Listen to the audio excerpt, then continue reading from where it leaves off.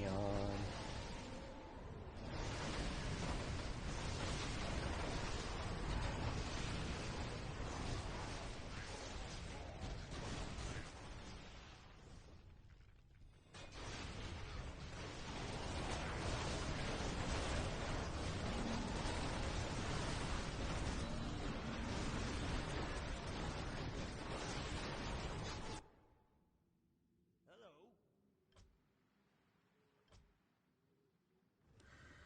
I mean, I can stop him from being attacked by ulting, but that's actually like not actually that great either. I mean, it's just gonna kill my shaman and shit then. They have to attack something, like, and if they die out of shaman, then they're gonna attack my fucking Deathsworn, which is even worse. So I feel like we just have to stack MK and soak Coatl damage with that.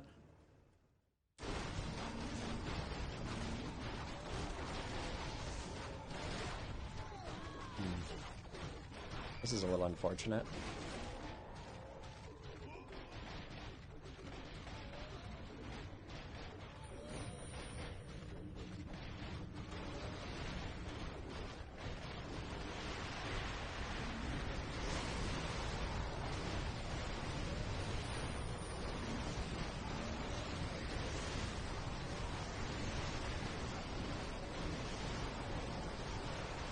Oh, didn't trigger in time. It doesn't really matter. I mean, the warlords are just eating it alive, right?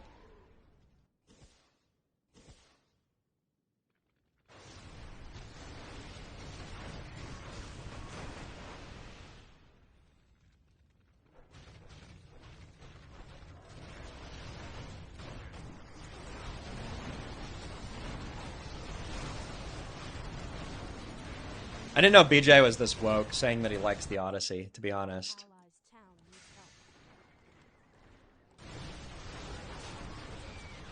I was from... Yeah, the warlords are absolutely owning us. It is what it is.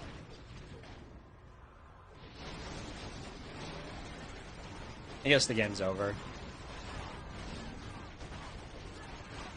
I mean, they're doing an okay job stacking with the Paladin. It's just not enough, right?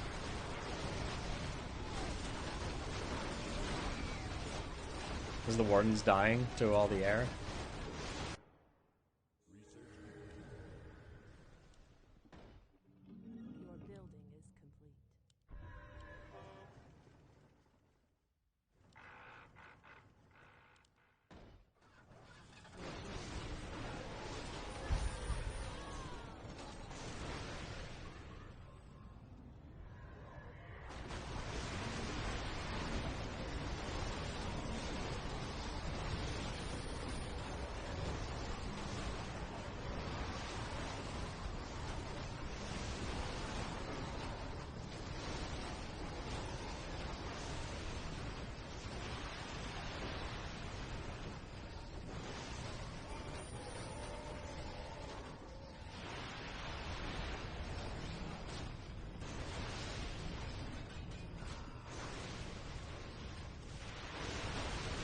Couldn't even kill the Tinker here. Kind of surprised. Thought we would do better. I guess the warlords are really good into us.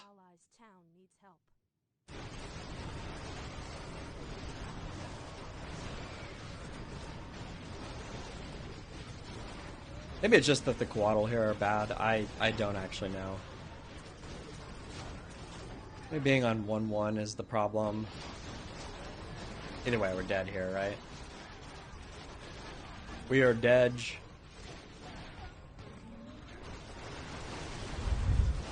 We just can't get off base for the Warden to stay alive. He just dies. It sucks.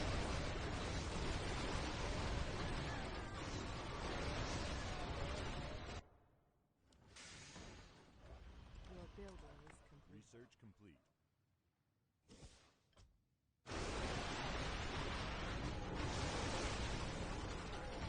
Oh, it snipes the one thing that we don't actually care about.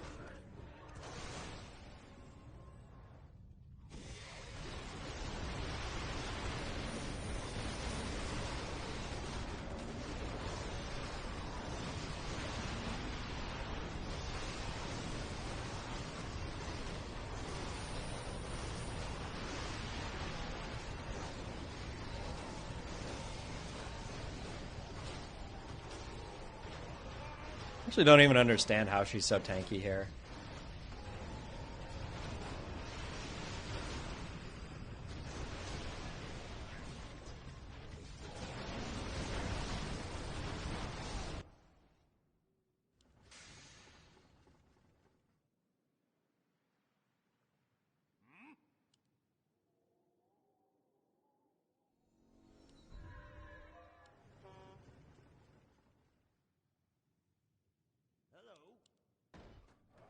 Your building is complete.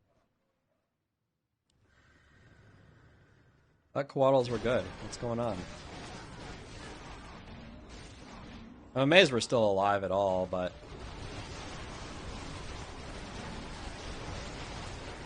just can't keep this warden alive. Sucks.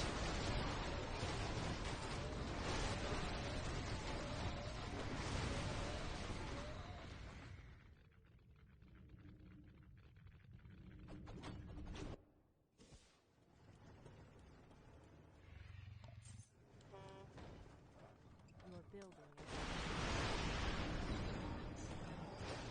How are we so weak into this? Anybody know? You didn't tell me why I'm weak into this.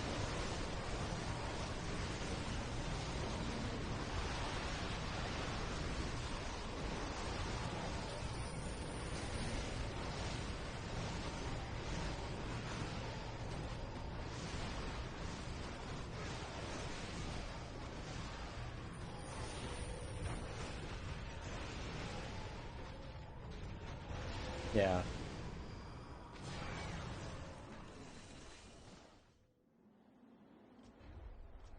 I just expected Coatl to actually be able to bust that. Especially like Bloodlusted Coatl. I expected Bloodlusted Coatl to do well enough to get through.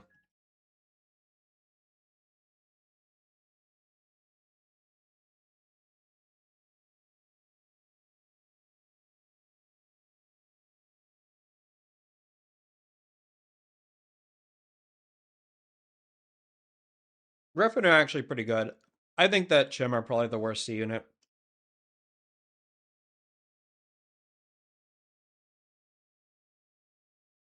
This was actually the first game though where I've been like really disappointed in Coatl. I feel like most of the games with Coatl that I've played, they've at least done average.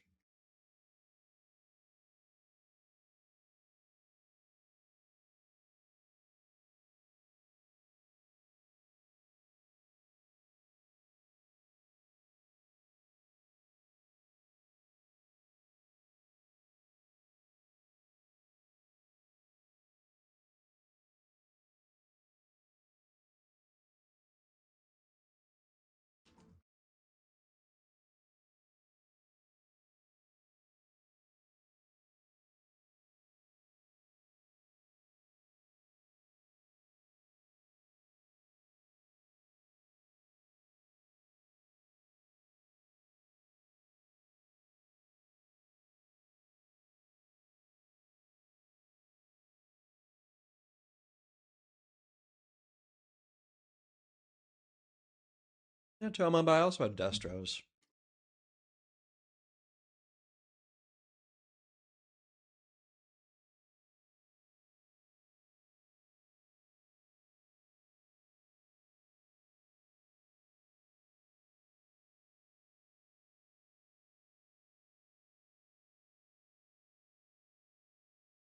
I know, right, Ash? That's what I'm thinking.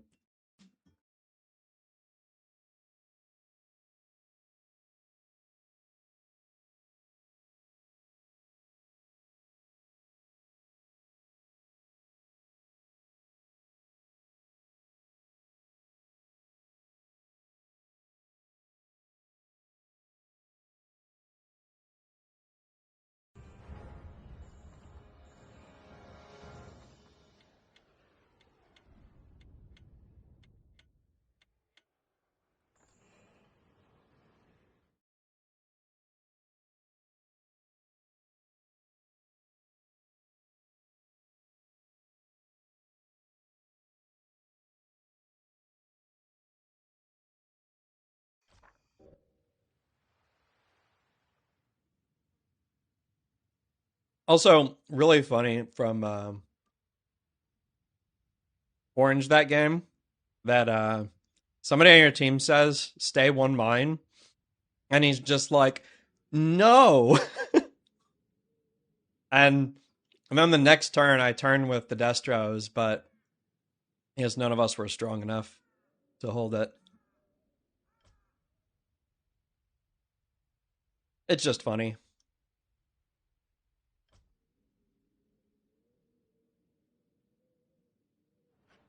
I don't often see somebody like actually like ignore a call like that. Like somebody that much higher MMR than you is like clearly like making some kind of call, and you're just like, nuh-uh, I'm not doing that.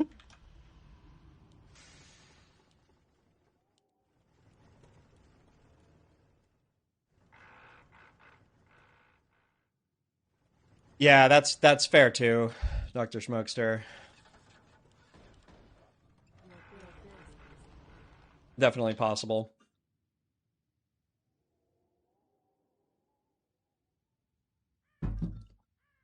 It's always hard to tell when you're like stacking at that point in the game.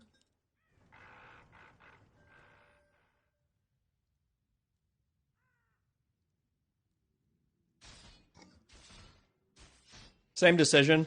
You have to decide between Snapdragon and Dryads.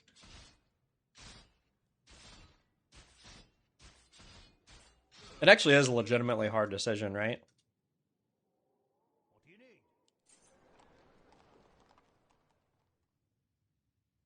Like, okay, so on the Snapdragon side, we do have Necros, so we get some really nice scaling out of it. There's a decent chance we will be making them.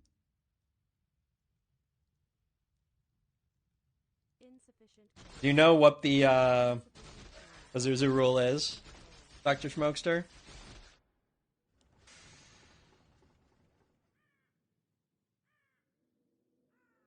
Because I certainly did apply the Azuzu rule there.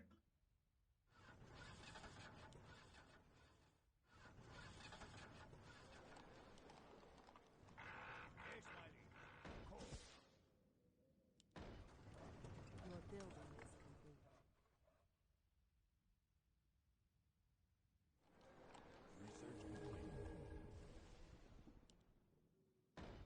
You're close,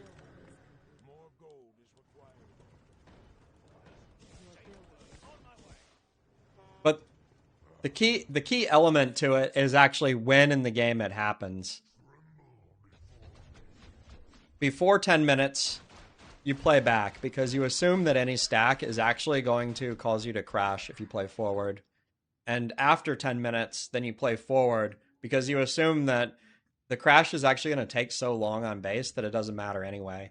That you just have to go for it. If you know you're already going to crash, you should just play forward. By the way, oh my god, I'm frozen.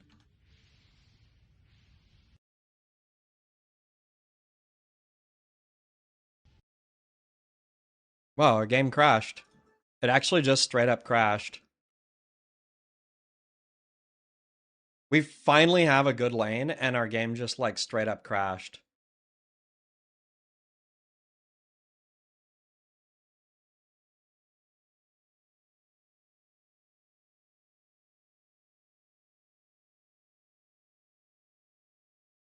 I don't know. I don't know what happened. I just crashed.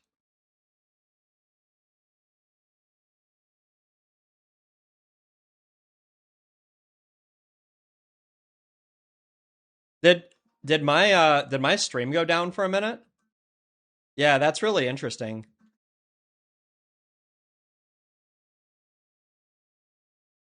I can definitely hear my PC like fucking spooling up. But it sucks because we had just such like a good I had such a good draft there, right? We had fucking dryads and into frogs and a crypt lord.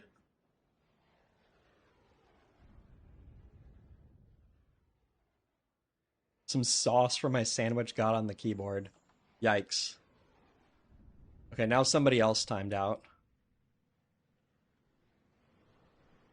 The cool thing about your stream crashing is that momentarily it shows you it's like way higher viewership than you're actually at. So it shows me at 99 viewers right now, but I'm pretty sure that's not actually correct. It just like duplicates some of the viewers when some people's like browser like refreshes. I had an even godlier draft. I'm sorry. My draft was better.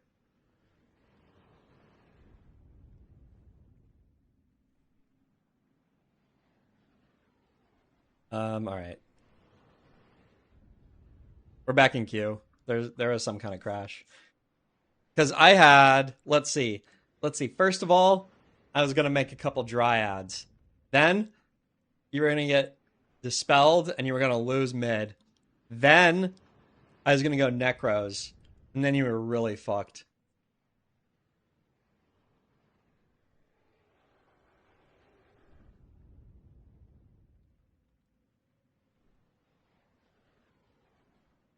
Germany Center, I can't join. Why not? Be right back.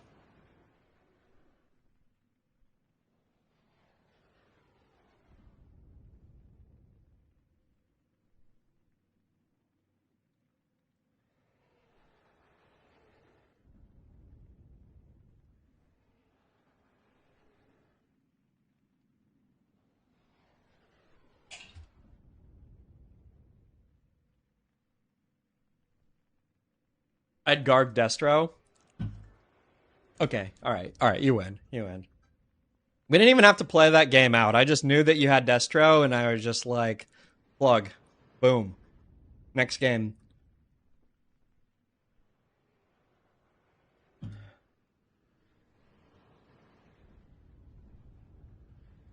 Just instant plug. Anyway, I've never had a crash like that. I don't know how. Yeah, I don't know. I don't know about that crash. I've had my PC like absolutely take a shit a few times where it just like blue screens and it complains about some. I don't know. It seems like maybe it's a solid state drive problem or what, or my M2 drive problem or something like that. But it happens pretty rarely. I think it's only ever happened once on stream, but this clearly wasn't that. I do wonder if it could have been something on my graphics card, like OBS crashing or something. I don't know. Vivi is actually climbing some nice MMR here. Nice job, Vivi. Just don't gap my bottom lane, okay? Can I bribe you to not gap my bottom lane one time? Just play a nice fair game, you know?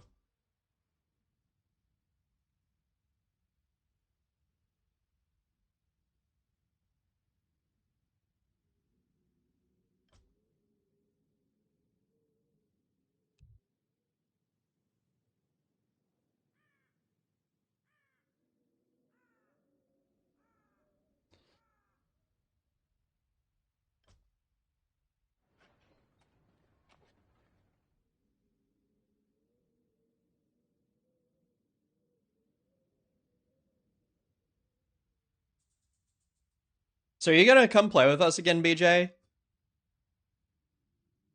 I think that's the question that all the children want to know.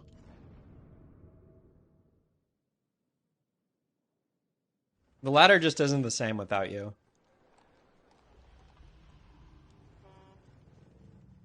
How do we expect Direct Strike to ever launch us an esport if its premier player just decides, BJ scared?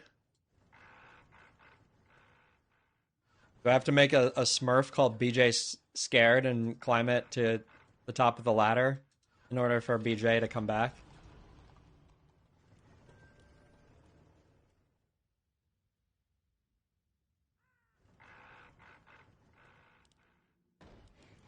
All right, open some grunts here.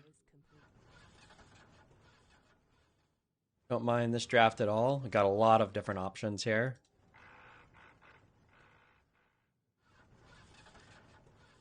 Schreiner's definitely been playing a little wacky in a lot of his games, so wouldn't be surprised to see something unconventional after a skip.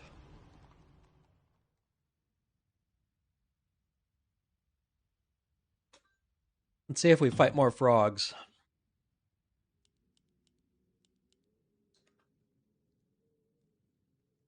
Nope. Even match.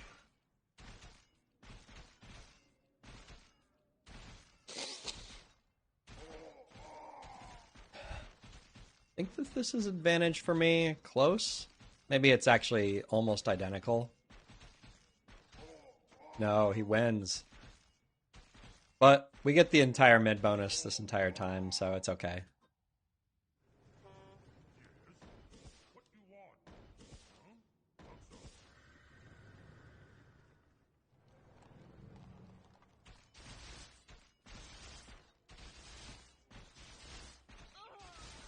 𝕓𝕝𝕔𝕕 just straight up four guys.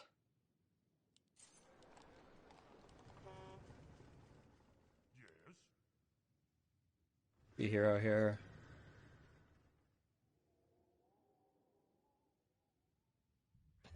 Ooh, nice gamble by Vanya here.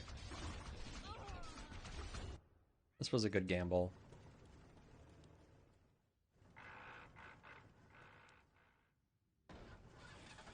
Your building is complete.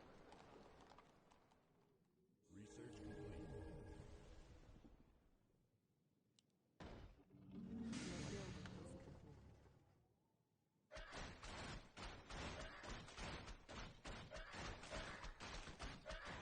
No one let us leave around. Partly I do value TC in this situation, maybe a little bit less than our DK. Part of it is that I do feel like TC probably would have lost this fight where DK is a win. And that actually might make a really big difference this game. Like, not having 𝕓𝕝𝕕 get like one Nova here might actually be the difference between winning and losing.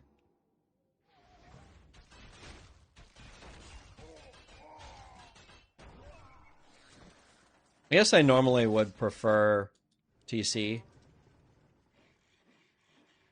if I can. Tread lightly.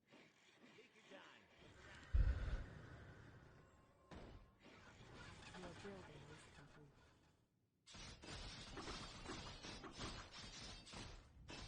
Ooh, this is a okay enough leak.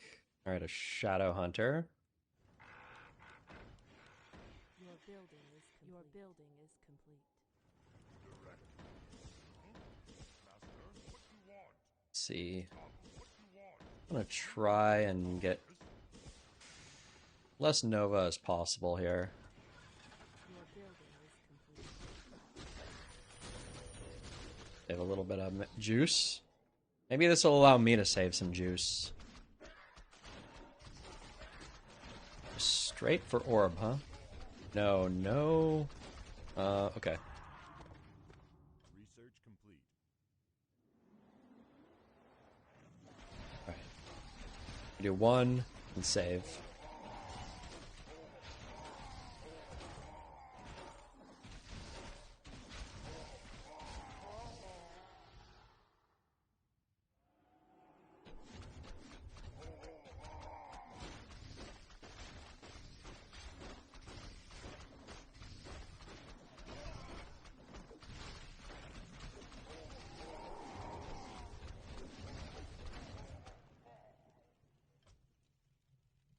Another DK. Alright.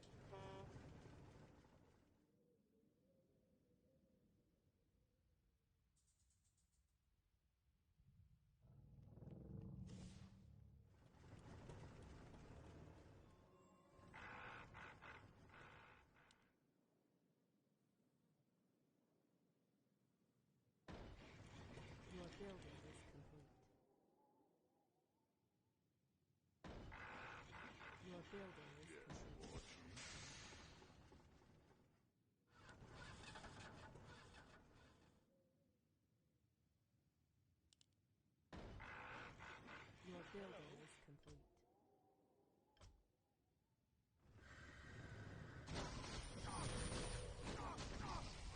Necro player necroing.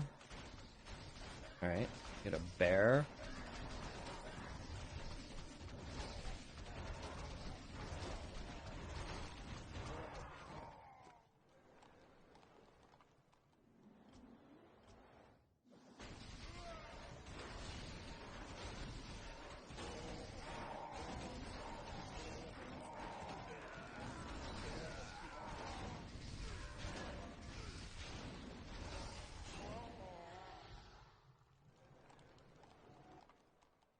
We must lend aid to our allies.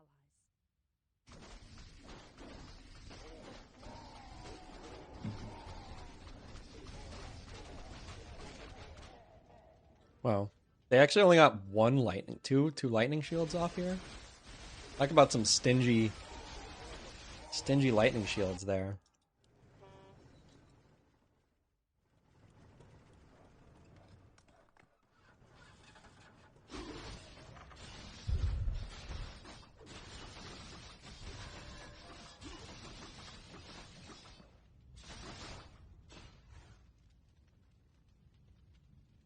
A lot of necros, necro statue as well.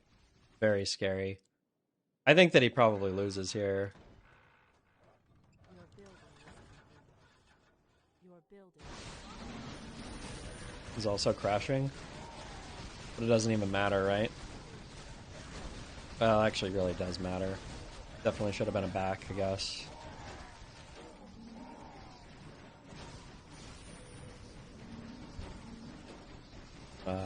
We're fucked. Sucks.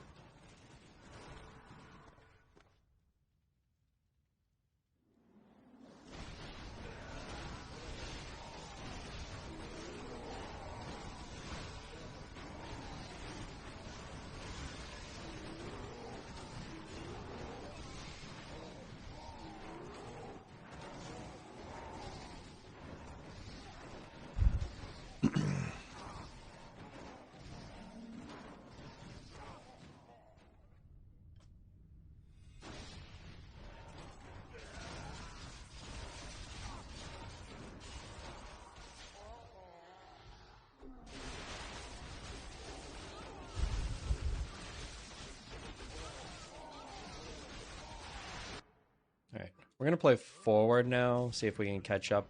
Thirst for magic. Very how can I help? Why, yes. What is it now? At last. War chief. Your building is complete. Your building is complete. Your building is complete.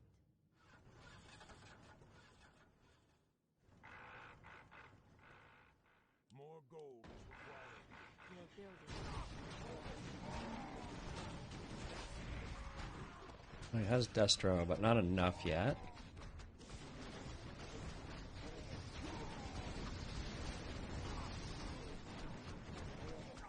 No, turn it off. Fuck. Oh, fuck me. Oh, he has Hippo Rider anyway.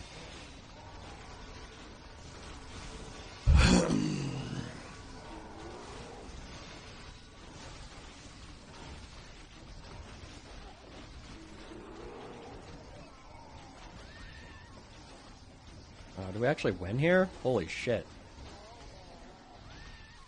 That's sick. Yes. insufficient gold.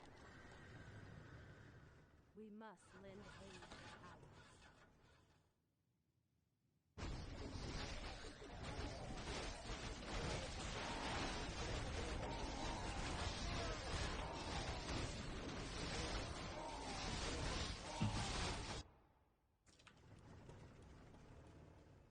This is definitely one of the things that can happen really easily.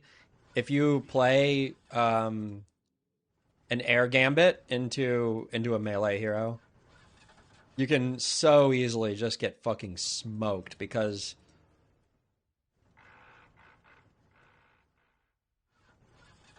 the melee hero can just tank for so long, right? That's the problem. Your building is More complete. gold is required. Your building is complete.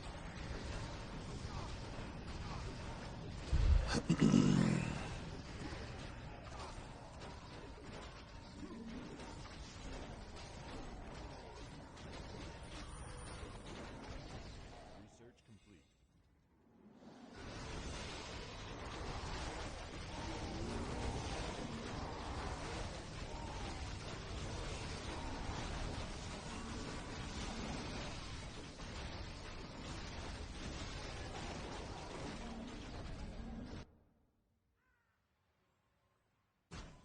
I'm really surprised that red is losing there.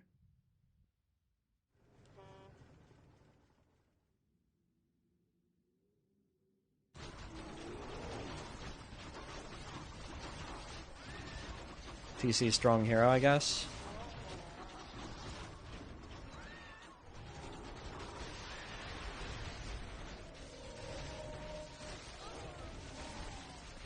At this point, yellow has fallen way, way off versus Vivi.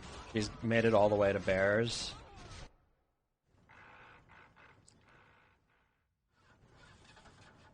The question is, what do I make now? Do I start trying to go for my own air units?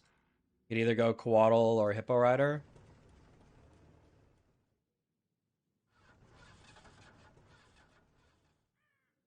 I feel like Hippo Rider is probably a little bit better here. More gold is required.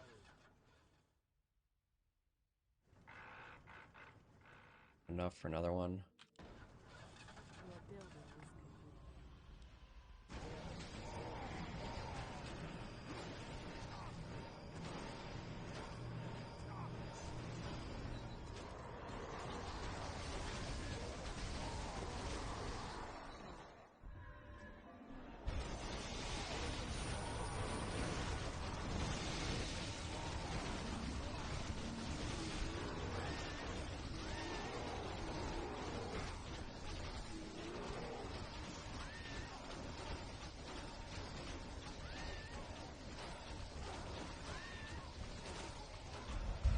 Only tricky thing is that red could overstack here, but hopefully not.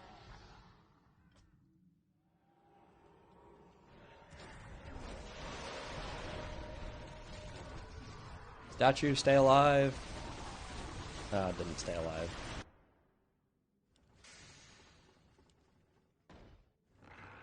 Your building is complete.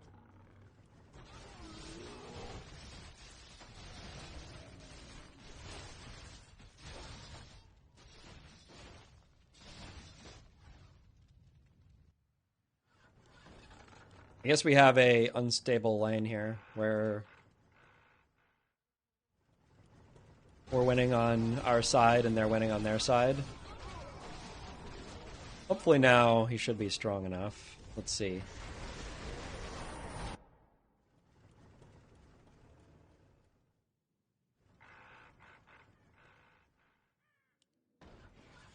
Your building is I don't normally make more shaman here, but this time I'm doing it just because there is a lot of ground.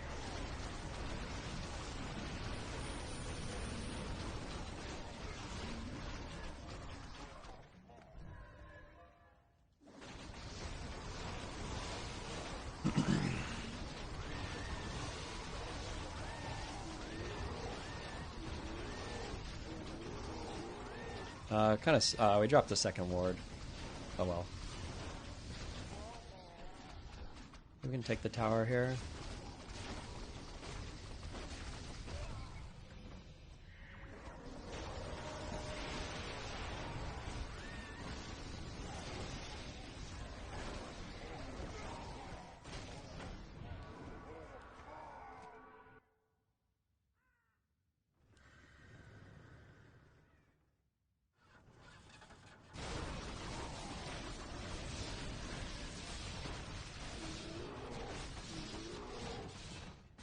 Well, I was worried about yellow, but I guess the DK is really holding a lot of weight, and the Makura are not that bad anymore at this point.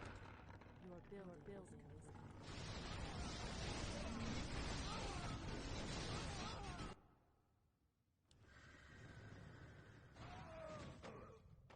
We all have really good scaling heroes. I mean, TC is always going to be scary in this spot, so see what we can do. Your building is complete.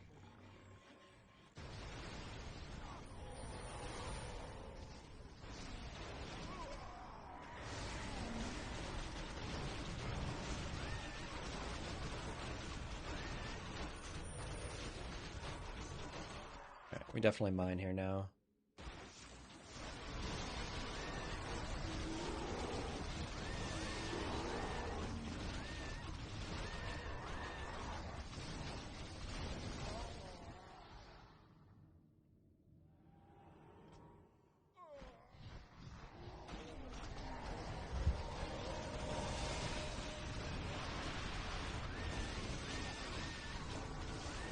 We splat at least one of the frost worms. The other one got healed. Unlucky.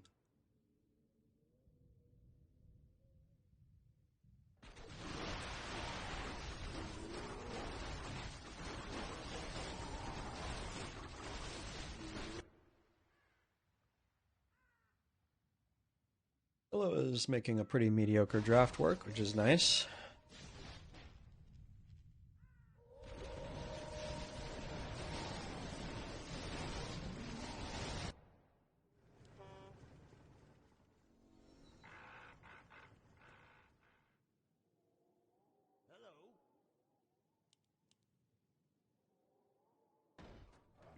Your building is complete.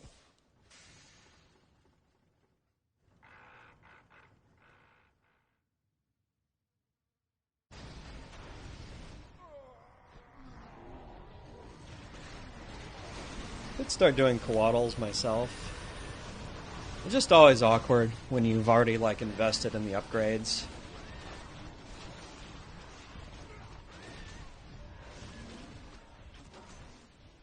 Research complete.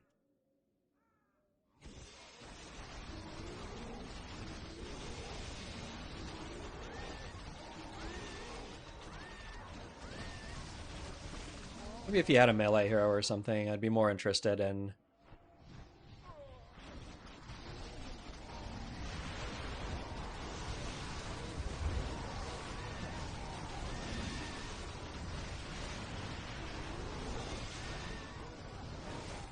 going for Quaddle as well. But I think at this point we're pretty happy with just Hippo Riders, right?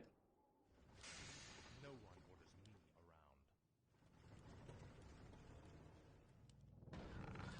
around. Your building is They're dealing a lot of damage into the next wave. your building is We're also getting chip damage on a few of our waves here, which is good.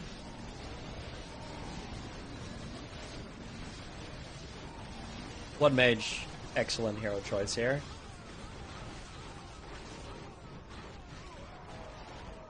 Flame Strikes will chip the base and is pretty good against Necro.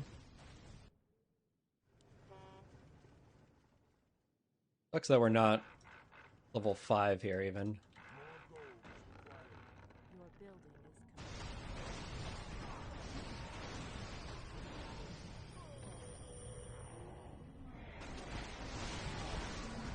complete. Yeah.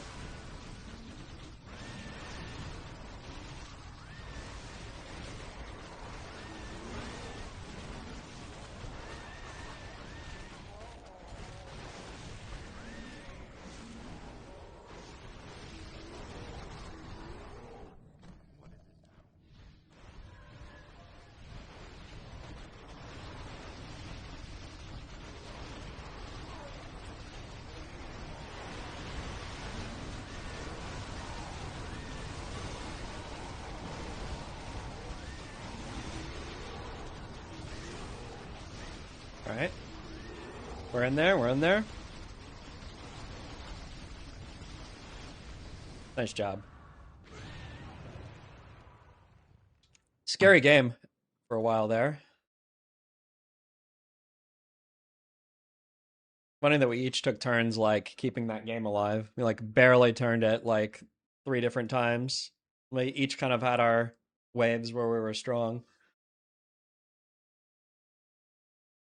I can nearly hear Vivi's annoying pinging.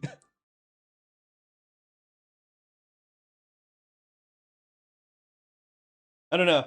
I mean, I will say that probably some of that game literally just came down to the fact that there was a Destro versus Necro lane, and that eventually the Destros like get there, and it's a little bit of a rock paper scissors win.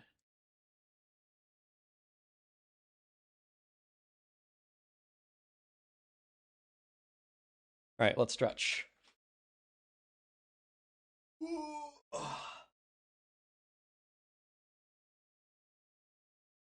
Rock paper scissors wins are better than rock paper scissors losses. We take those. We take those.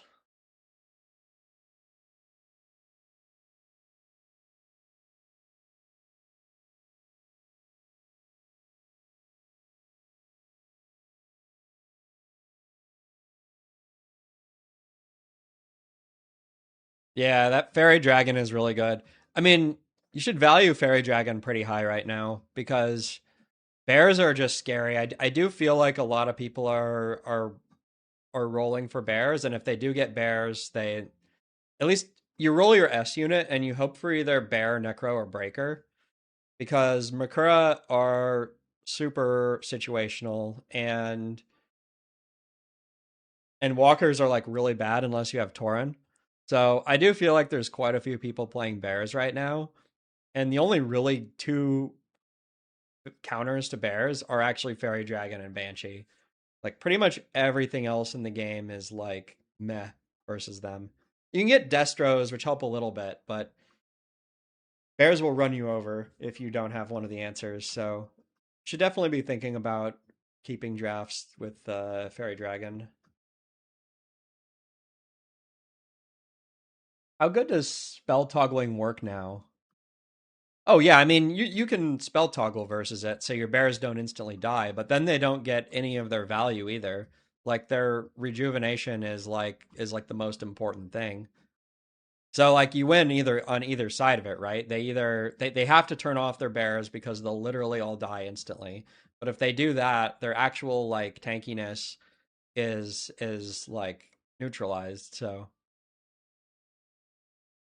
Enchantress is pretty decent versus bears, but there is some bugs with her enchant ability.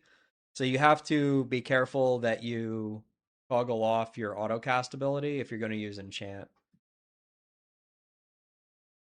They're not bad, but the thing is that at best you're even. And if like they start winning the air, like they're going to kill your enchantresses and then they're not going to um you can have like a failure, like a collapse failure. Where like as soon as a couple of them die, then a couple bears get free and they kill your other shit. So it's kind of hard. It is a good idea though. I mean, I will say that the other counter to bears is even more fragile, which is talons. But both talons and enchantresses fall into this category of like you really need to be in like the exact right situation for it to work well to use like tornado versus the bears or use enchant versus the bears. Nice foundation. I mean, you should still definitely go for it if you have those units and you're against bears. I mean, it's what you do, but it's like you can imagine that like as soon as you start losing to the ground on the ground to one of those things and you start like building up your counter unit and if they have better air than you, then you're really screwed because the enchantresses just die to any AoE. They're like super fragile. Just roll banshees. Yeah, the problem is banshees are generally pretty bad right now. You'll find like the odd game where you'll have them into Torin Walker or Bears, and you're gonna feel pretty proud of yourself. But I mean, with Sea Giant being added to the game, it's one more unit that is possession immune, and with AMS being like pretty weak even in the early game, then it's really hard to actually like build up the Banshee numbers that you would need. Like the idea is that you get multiple value from a single unit. Like you would use your banshees to win the early game, and then also use possession to like tie up the late game. Whereas now since you can't use banshees to win the early game, you actually don't really have it's not as smooth of a transition into being able to get possession value.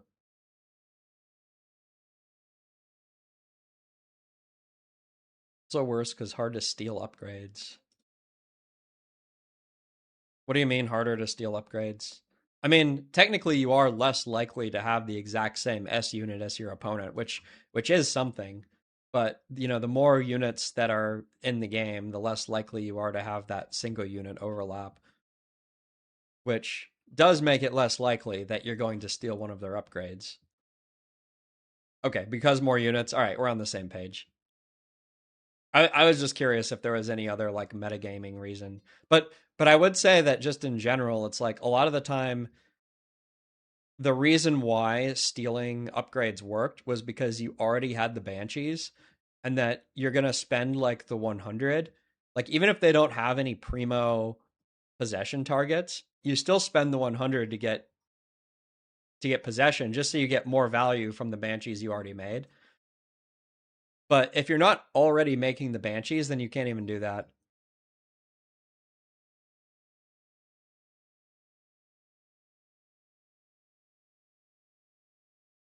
I don't have any idea who it is.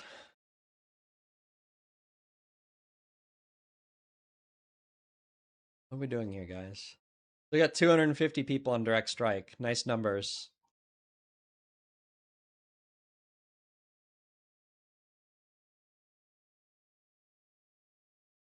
Where are we at?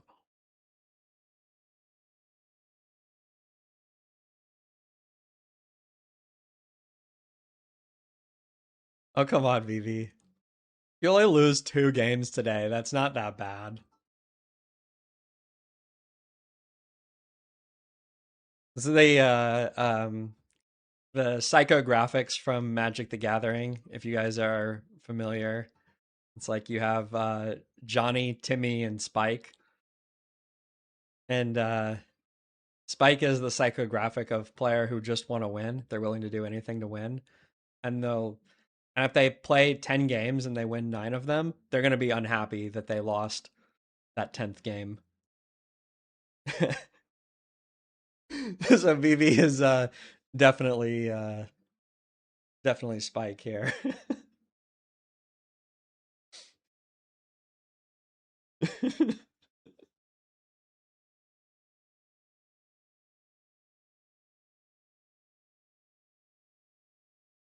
Whereas I'm just happy to win it all today. Let's be real. We started today. Our first match of the day.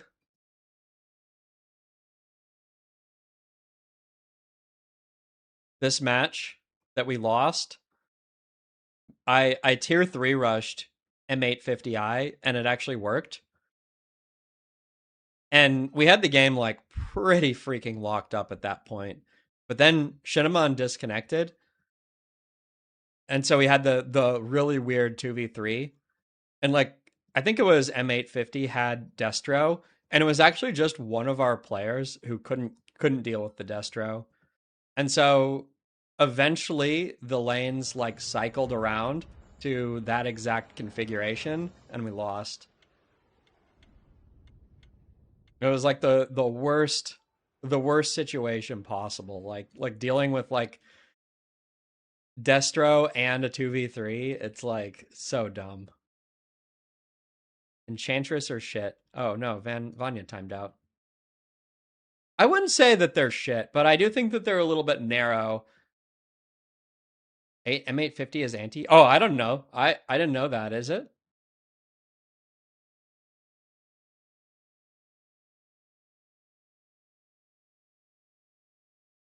We're back in queue. Back in queue. I don't think that Enchantress are shit, but I do think that they're very narrow. I think that they could use a slight buff. I mean, it's kind of weird, right? Because normally I would think of a unit like Enchantress actually as an S unit, where you'd kind of like be building like a lot of them in order to like gain tempo in the mid game. But they don't really, because they're not an S unit, they don't have some of that extra power that I would typically expect an S unit to have. And so they're definitely not better than most of the S units.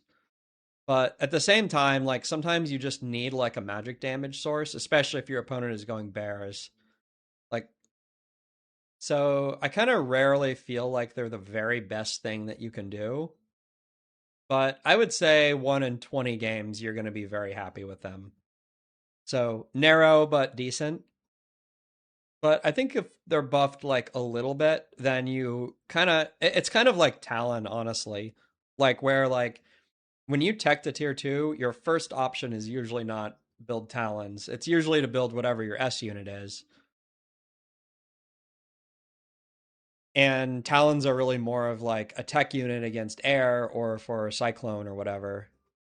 I mean, you'll sometimes still build Talons there, like if you really need like the magic damage, but most of the time you would much rather make your S unit than Talons. I think Enchantresses are kind of the same. It's like you really need to find the right situation where it's better to build them than your other options. Their slow attack doesn't synergize with their stun. True. That is true. Other people have brought that up, and yeah, I mean that's just what it is, right? It is a little bit weird for a unit to have that much anti synergy within its own kit, but I'm not really sure. I think the problem is the unit is so narrow that I just haven't even played with it enough to feel like I have a really good understanding of like when it will be good and when it will be bad. So I think if the unit is a little bit better, then we'll feel differently potentially. Like I don't know. You could imagine like using the stun like for your first fight or something to have like a really clean first fight. And then for your second fight, you just want them to deal damage. So you just like let them auto attack as much as they can or whatever and like slow their entire army. So I don't necessarily think that it's unusable or anything. I do think it's a little awkward. Also unlucky Warcraft verse to not get in our game. Warcraft verse also climbing. 2150, nice MMR.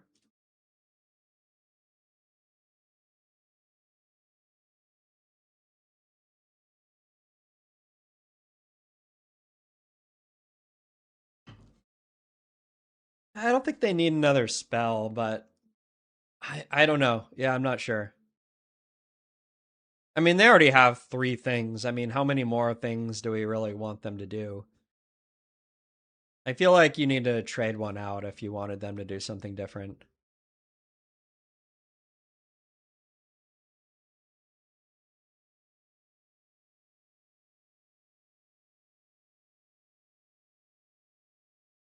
I think the upcoming patch will be really interesting. I think we'll see a lot more usage out of some of the Nagas and stuff and start getting a much better idea about where they're going to land in the meta and stuff like that. That should allow easier time, like more granularly balancing things.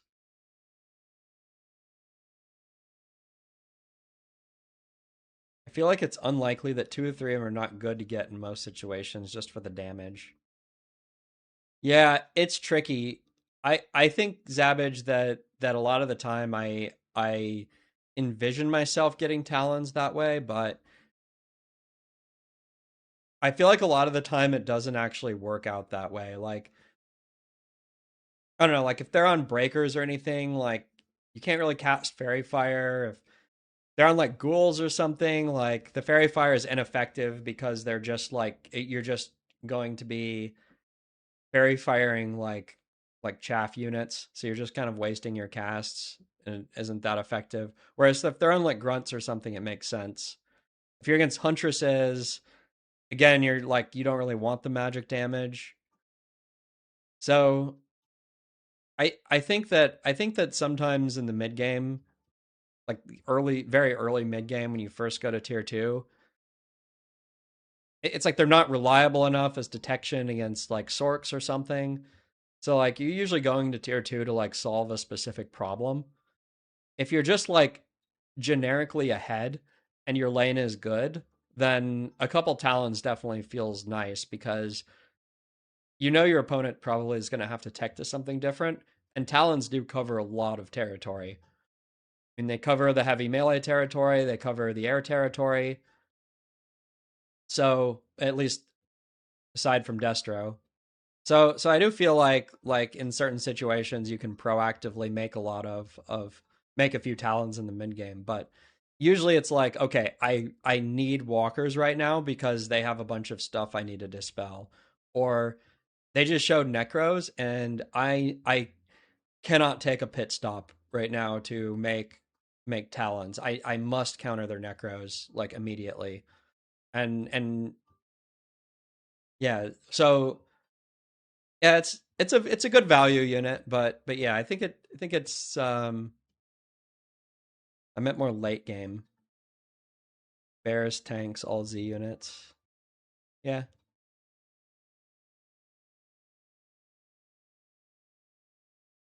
Yeah, in the late game I do feel like you're probably right that a few of them isn't bad.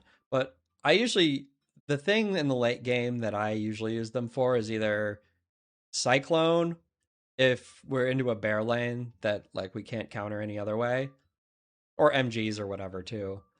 Or one of the underrated times that I've been using them is actually if I have a really hard time dealing damage into my second fight, like they're on a bunch of units that are just like they have healing or they're just like the wrong armor type for my army to do damage against them, then talons can sometimes be a bailout because if you make a bunch of talons, then at least you can like shred their air like at the last second. And they don't even have a really great way a lot of the time to prevent that from happening. So talons do have some like very strong like carryover utility in the right situation.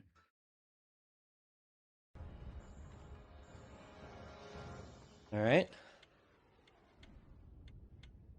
Us versus Vanya. Look, we're a fake 2600. We're actually only 25.99, but it rounded us up, which is nice. They can let us keep it for one more game.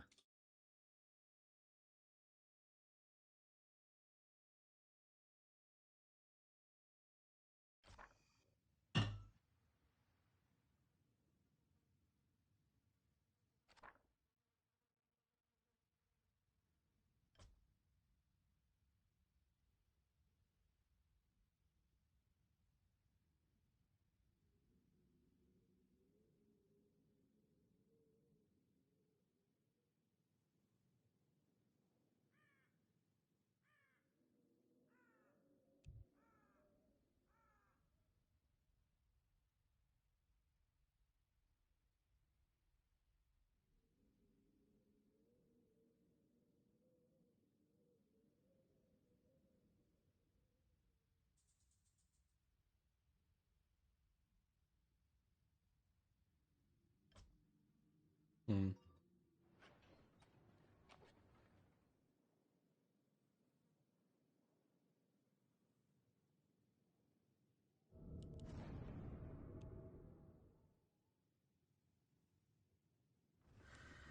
I'm not gonna lie. I feel like in this draft, I mean, if they have Destro, I mean, I actually think that we're just fucked.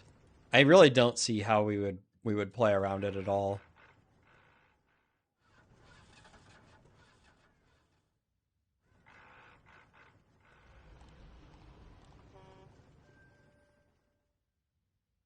I actually tried re-rolling. I thought my highest like odds of getting a good so I re-rolled all at first.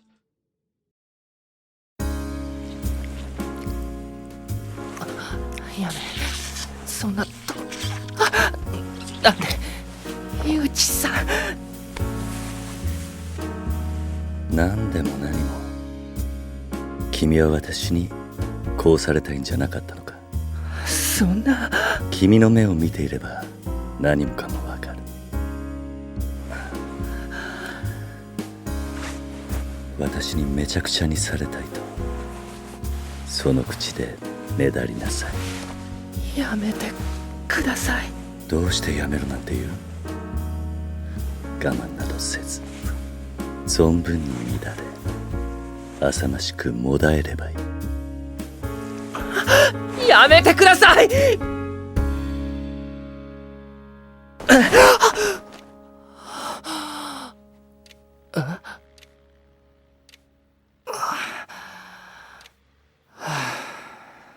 夢か。はい、倉科。やっとつながった。倉科さん、何をやってるんですか？もう1時回ってるんですよ。え？タクシー回しましたから5分で着替えてください。流星会の樋口さんがいらっしゃるんですよ。樋口さんが？冬野仁子原作ドラマ CD 欲望という名の愛。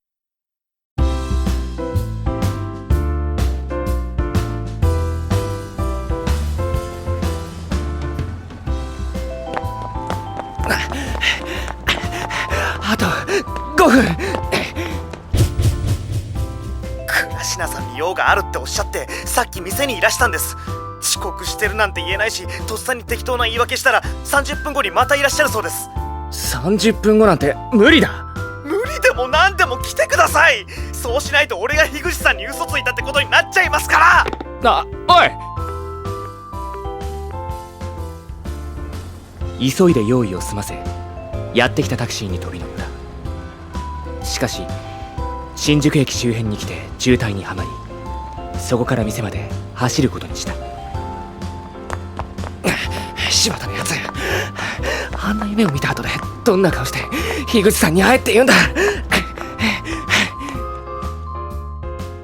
ブルーブック、新四六の意味を持つ歌舞伎町の老舗ホストクラブは俺倉科隆の職場である。そしてもう腹の調子は治ったのか？樋口さん。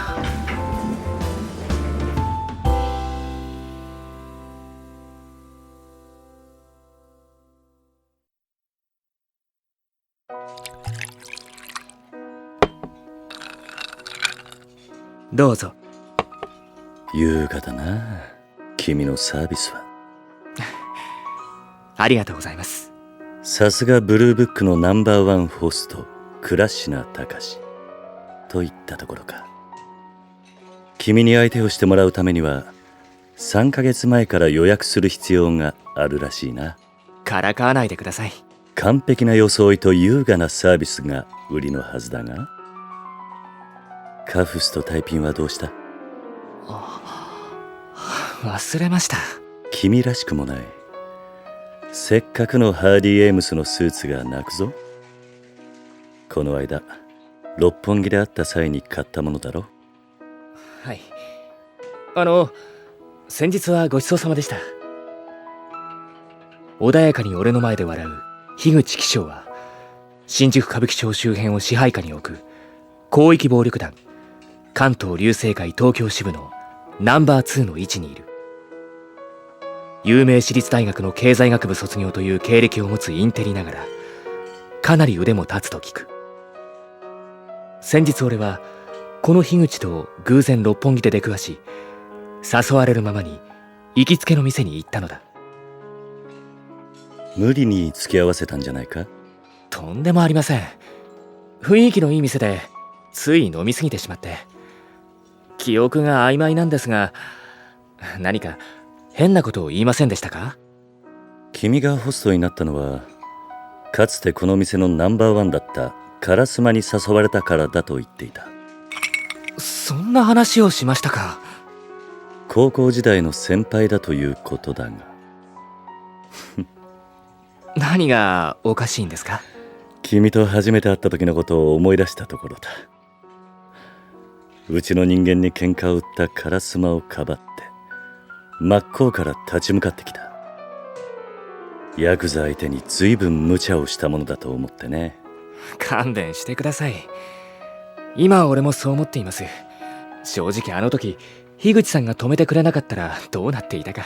なかなかの度胸だったじゃないか。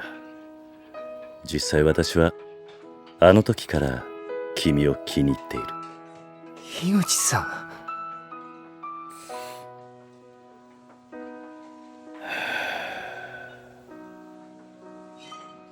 その烏丸が独立する時、どうしてついていかなかった？誘われなかったからです。烏丸とは今でも会っているのか？ええ、烏丸さんの店であるロイキングには何度も顔を出しています。ならば伝言を頼みたい。伝言？できるだけ早いうちに私のところに顔を出せと烏丸に伝えてくれ。どうして樋口さんが直接おっしゃらないんですか？烏丸さんの店はここから歩いてすぐの。何度か連絡しているが拉致が開かない。かといって私が直接店に行けば話がややこしくなる。だから君に頼みたい。それはどういう？余計な詮索はしない方が身のためだ。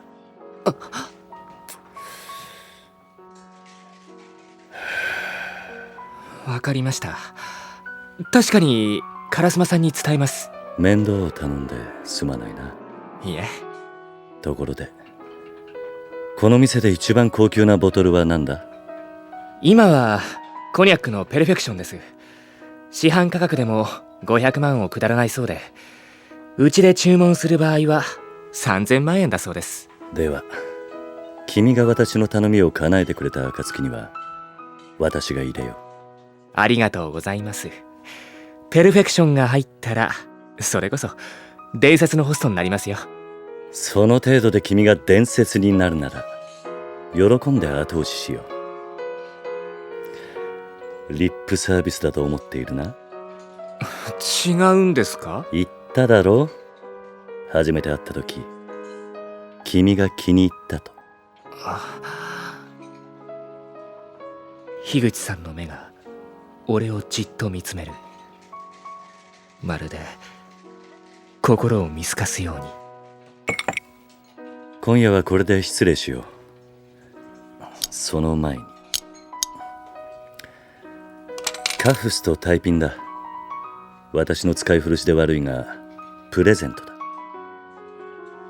烏丸さんの店と同じ王の中の王を意味するロイキング製のもの。そんないただけません。突然店に押しかけた上に厄介事を押し付けた詫びだ。どうやら寝ているところを叩き起こしたらしいからな。なんで？後頭部跳ねている。え？図星だったようだな。嘘だったんですか？ナンバーワンがそれだと後輩に示しがつかないぞ。客に会う前に身だしなみぐらいチェックしておきなさい。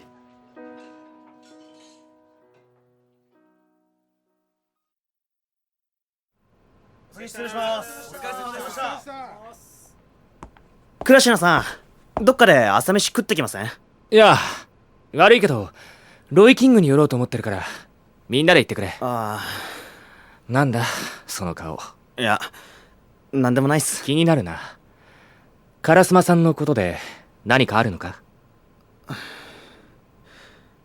俺がこんなこと言うのどうかと思うっすけど、倉科さんが烏丸さんのことを気にする必要ないんじゃないですか。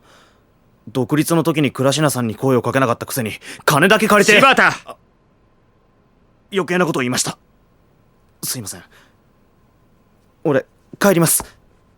お疲れ様でした。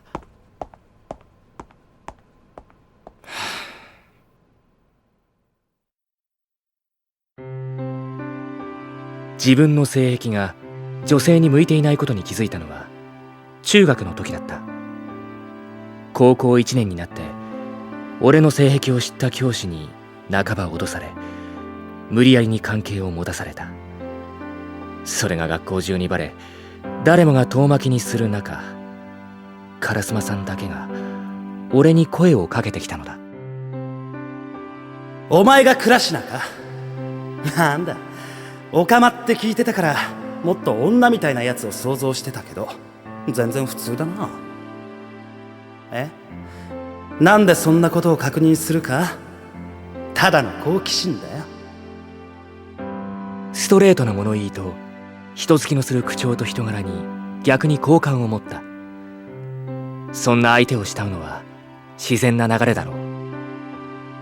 だが俺は自分の気持ちを打ち明けないまま20歳の冬、大学進学のために上京した東京でブルーブックのホストとなった烏丸さんと再会し、ホストに誘われた。お前、恋愛感情が持てなくても女性には優しくすべきだと思ってるだろう。本気にならないから誰に対しても同じように接することもできる。おまけにルックスは問題なし。これ以上ホストに最適な男もいない。俺にとって烏丸さんはまさに恩人であり尊敬すべき人だった。独立する際、声をかけてもらえなかったことにショックを受けたことは否定しない。その時頼まれて500万を貸したことも自分の中では折り合いがついていた。でも烏丸さん、倉科です。たかしか。どうした？珍しいじゃないか、こんな時間に。ええ、烏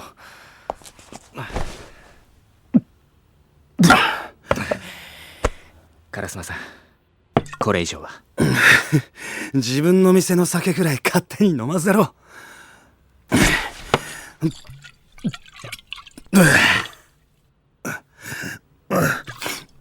それで要件は何だ？流星会の樋口さんから伝言を頼まれました。樋口？できるだけ早いうちに樋口さんのところに顔を出すようにとのことです。あの人から他に何か聞いたか？何も聞いていないのに、お前はわざわざ伝書鳩みたいなことをすんのか？しますよ。他でもない烏丸さんのことなんですから。何かあったんですか？あいつはヤクザだ。大学でのインテリだとかかっこいいこと抜かしたところで、裏でやってることは流星界トップの松並と大して変わらない。裏で何をされているんですか？知らない。知らないって、今烏丸さんが。知らないって言ってるだろう。とにかくお前の心配するようなことは何もない。わかりました。突然お邪魔してすいませんでした。樋口さんの伝言は確かに伝えましたので、俺はこれで。待ってくれ、たかし。金貸してくれないか？お店の経営状況良くないんですか？そうじゃない。ただ朝一の集金のことを忘れてただけなんだ。すぐに返す。今日開店前にブルーブックに返しに行く。だから。いくらですか？貸してくれるのか？20万です。足りないかもしれませんが。助かる。本当に絶対開店前に返しに行くから。じゃあ俺はこれで。必ず樋口さんに連絡を取ってください。分かってる。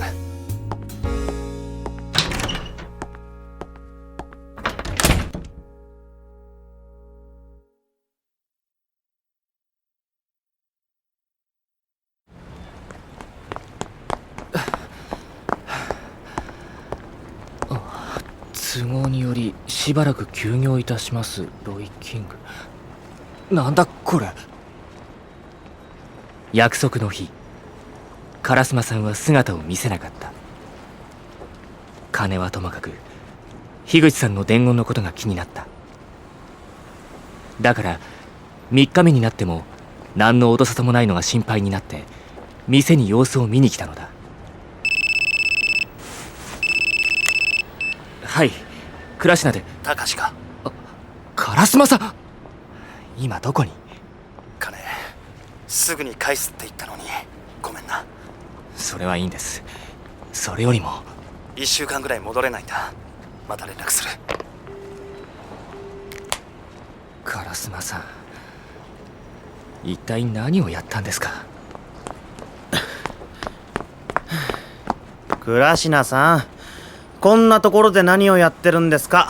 ああ、客を見送りに。見えすいた嘘なんてついてないで早く店に戻ってください。井口さんが待ってるんですから。樋口さんが？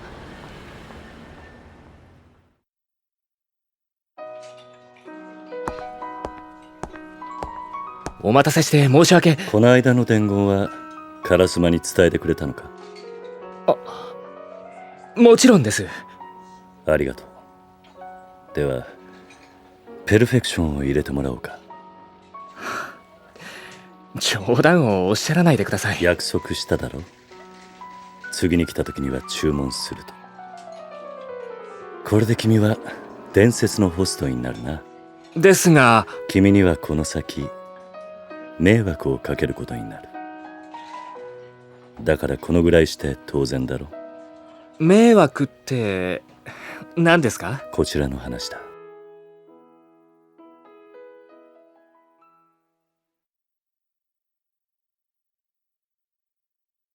あの後樋口さんは注文したペルフェクションを一滴も口にすることなく店を後にした。そして帰り際にこう言った。君にはまたすぐ会うことになる。意味深な言葉が気になって何度も烏丸さんに電話をしたが出なかった。ひどく嫌な予感がした。お疲れ様。それともおはようと挨拶した方がいいかな。樋口さん、どうしてここに？私は君を気に入っていると言ったのを覚えているか？もちろんです。できれば手荒なことはしたくない。だからおとなしくしていてくれ。おとなしくって。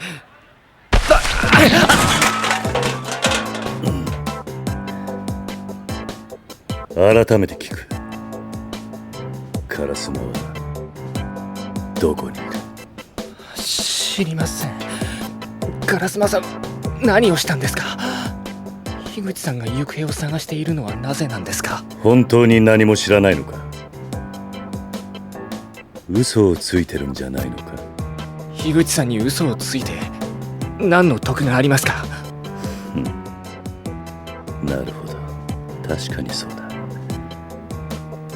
烏丸は借金を踏み倒して逃げた。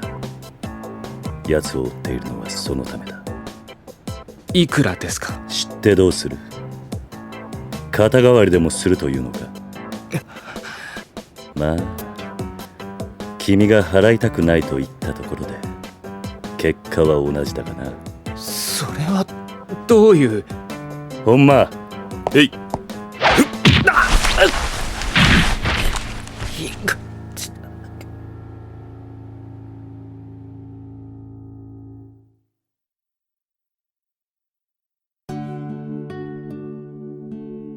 先日の休みの日、六本木の交差点で樋口さんの姿を目にした瞬間、俺は彼から視線が離せなくなった。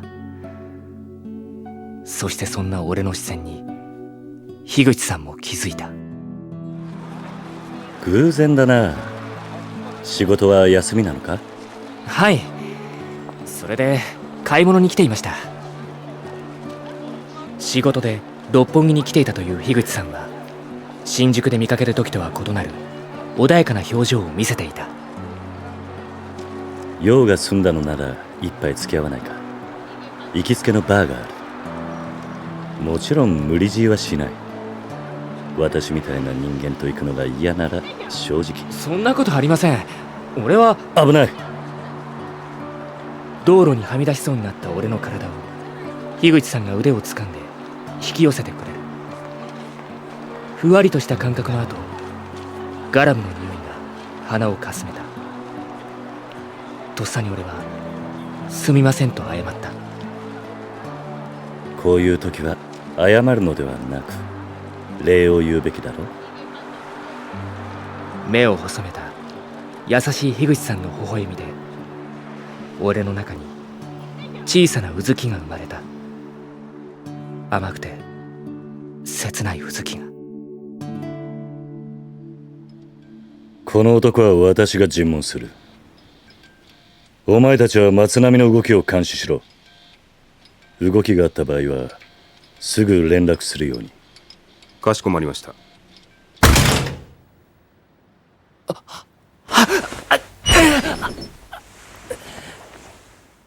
目を覚ましたようだな。気分はどうだ？最悪です。何ですかこの腕。ほどいてください。縛るのは趣味じゃないが、逃げられると困るのでな。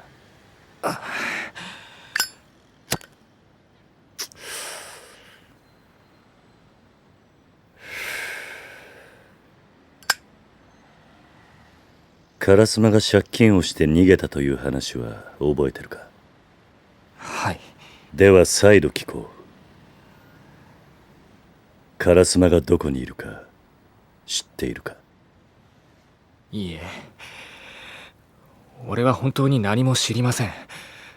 烏丸さんが俺の他にも金を借りていたなんて話は初めて聞きました。烏丸は友人だと言っていたな。その友人は私の伝言を伝えた時にも何も言わなかったのか？はい。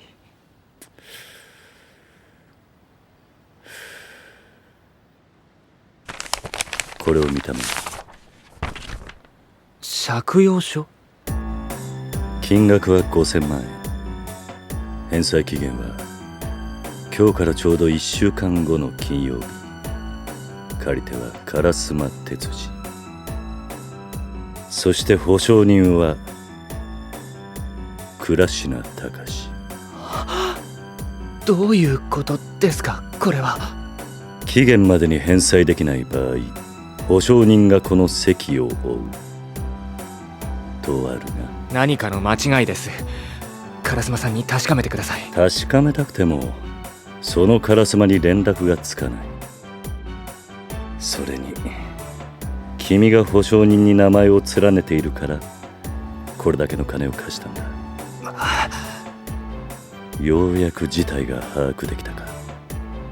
なんでそんな借金を？目的は知らない。実際そんなことは私たちには関係ないが、この間ある噂を耳にした。噂？奴は龍星会東京支部に在籍するとある組員の女とできてこともあろうにはらませたらしい。え？その件でうちの松波と散々揉めたが、金で決着をつけることになったらしいが、生半可な額じゃなかったようでね。やばいことに足を突っ込んだ挙句失敗して多額の借金を抱え込んだ。それは詐欺なんじゃないですか。組の借金を組が貸して、それで。人聞きの悪いことを言わないでもらいたい。烏丸は金を借りる際、その理由はこちらに話していない。噂のことも我々が烏丸を探すうちにたまたま知っただけだ。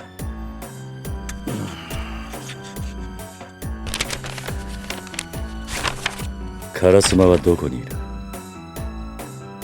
それを教えたらすぐにでも解放してやる。知りません。あの男の借りた金を肩代わりするつもりがあるということか？いいえ、期限は1週間後です。大体その借用書が本物かどうか分かりませんし。君はどうやら自分が置かれている立場が分かっていないらしいな。つもりがあろうとなかろうと保証人に名前が書かれている以上、この責任からは逃れられない。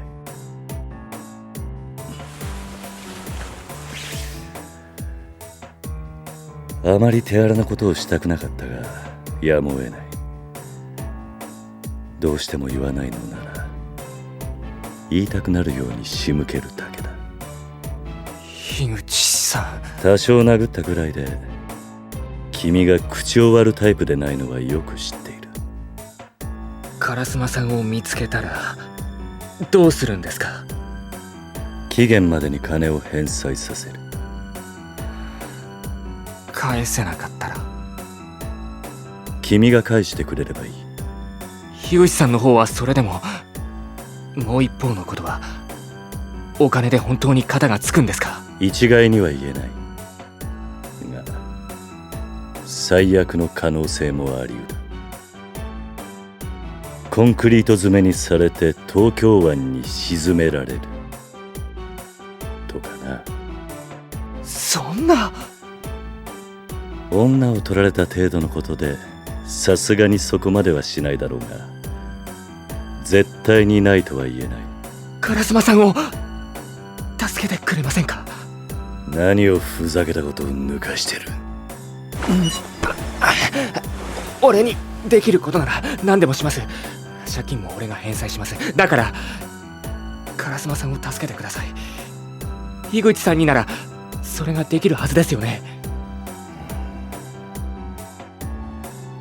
君がこちらの条件を飲むというのなら考えないでもない。どんな条件ですか？君はゲイらしいな。何を突然に。ホストの俺がなんで。ごまかそうとしても無駄だ。この間六本木でその話をしたのを忘れたのか？俺がですか？他の誰が君の性癖を俺に話す？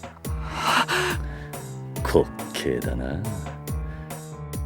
よりにもよってナンバーワンホストがゲイとは。客が知ったらどう思うだろうな。私のことが好きなんだろう。君の視線に私が気づかなかったとでも思うのか？樋口さん。烏丸に惚れているくせに私にまで色目を使うのか君。いや、男である私に触れられて感じるとは淫乱だな。樋口さん。烏丸を助けたいか？そのために私に何をされても構わないか？ひどく残虐な微笑みをたたえた眼差しが俺に向けられる。ただ蔑みたいだけなのか、それとも烏丸さんをかばう人間に罰を与えたいだけなのか、俺には分からなかった。でもどういうつもりであっても構わない。この人の熱に触れたい。構いません。烏丸さんを助けてくださるのなら何をされても構いません。そうか。樋口さん。これまで女しか抱いたことはないが、君は女たちよりもいやらしく魅力的な瞳をしている。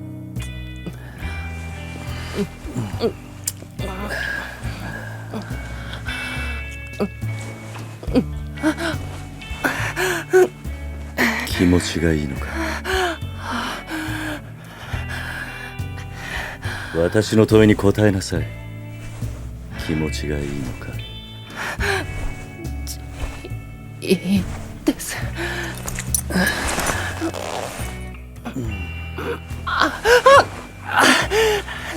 触らないでください。あの男に触れられてもこんな風に乱れるのか？あの男。烏丸だ。違う、あの人とは。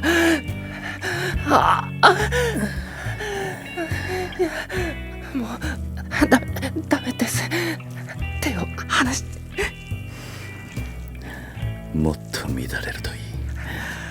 あの男にされるより感じるといい。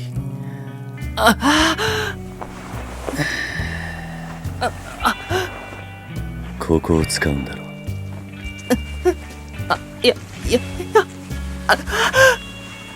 好きでもない男にされて感じるほど欲求不満だったのか。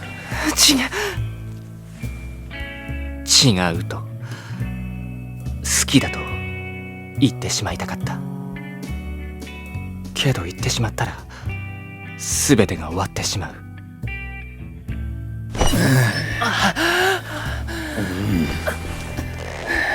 樋口さん、腕を解いてください。ダメだ。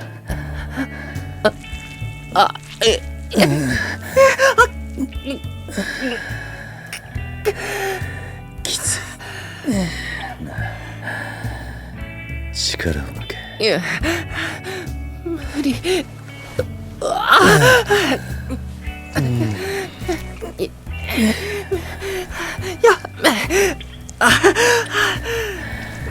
感じるか、君の中にいる私を。熱い。どこが熱いのか言ってみろ。体の中がダメ。動かないでください。動いているのは君の方だ。嘘です。君はいやらしい男だ。違う。いつもこんな風にカラスマを喜ばせているのか。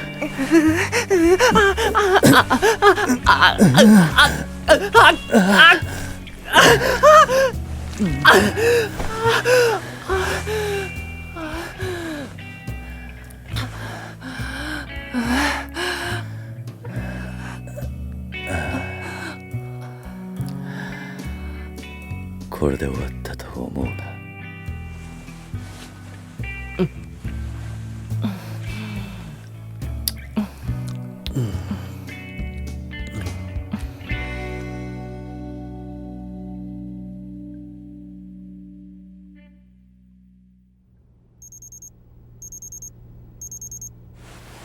やっぱり8度超えてるっすよ。解熱剤あっただろう。それを飲めば。何をバカなこと言ってるんすか。無理して店出てお客様のボトル割ったり服を汚したりしたらシャレになんないっすよ。俺の知ってる倉科さんならそんな無様な姿を見せるぐらいならとっとと休んで体調戻してくるっすよ。偉そうに。当然っすよ。偉いっすから俺。とにかく薬飲んだら下まで送っていきます。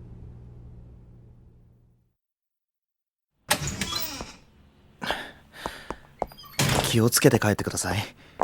何かあったら絶対俺の携帯に連絡ください。いいっすね。ありがとう。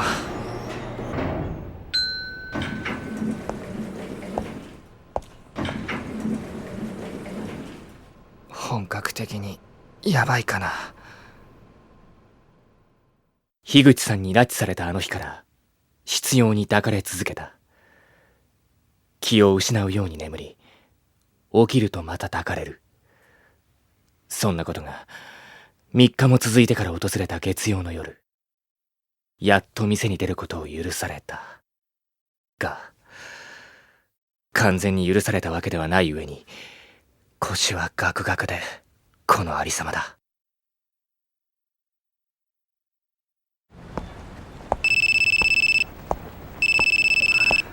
もしもし。高志か。烏丸さん、どこにいるんですか。迷惑かけて悪いんだが今出てこられないか。どうしても高志には事情を説明したい。高志頼む。わかりました。どこに向かえばいいんですか。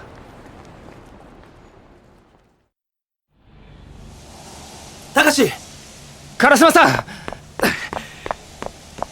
黙って借金の保証人にしたのは本当に悪いと思ってる。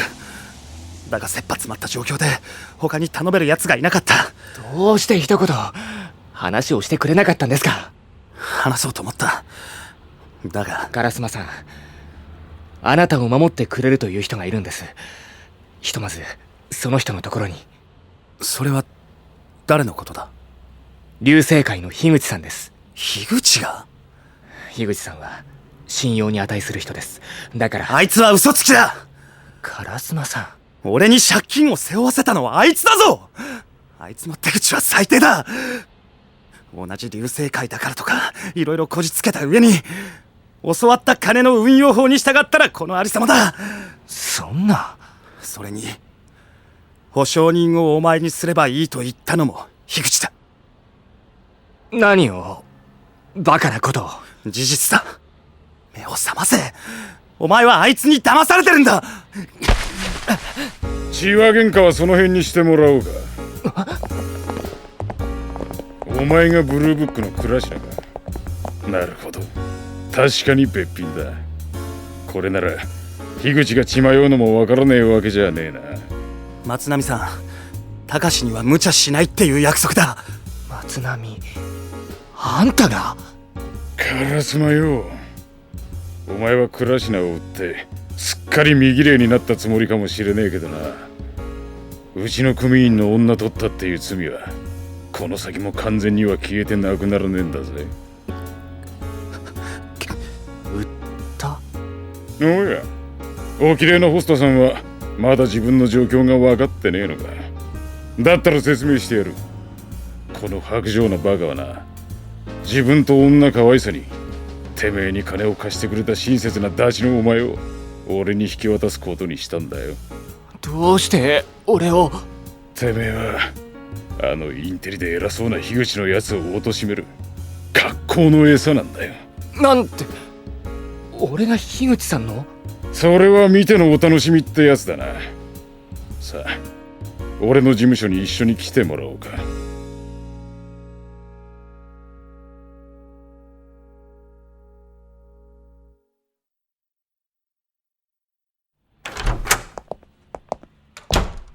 客人はそこに座んな。どうするつもりですか？心配しなくてもいい。樋口には連絡を入れた。ほどなくここに姿を見せるだろう。どうした？顔色が悪いが、体調でも悪いならいいもんやろうか。ほら、中国の奴らが煎じたっていう強烈に効く鎮痛剤だ。即効性があって10分もしないうちに効いてくる。なんで？疑うのか？あんたは大切な人質だ。悪いようにはしねえ。騙されたと思って使ってみろ。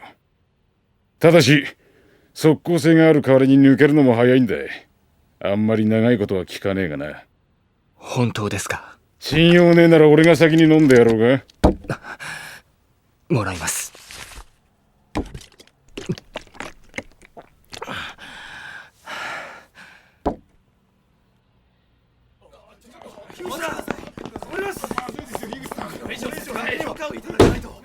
樋口です。派手なお出ましだな。待ってたぞ。入れ。失礼します。烏丸の行方が分かったとのことですが。さすがに顔色が変わったな。どういうことですかこれは。私は烏丸の行方が分かったとご連絡をいただいたのです。彼は烏丸ではありません。交換したんだ。俺とあいつの利害が一致したんでね。倉科を引き渡す代わりに俺たちがあいつを追っていた原因をチャラにした。それで女を取られた組員は納得するんですか？ああ、納得させるさ。俺はこの支部のトップだ。逆らうやつはとても勝ち割ってやる。もちろんそれがナンバー2ともてはやされているお前でもな。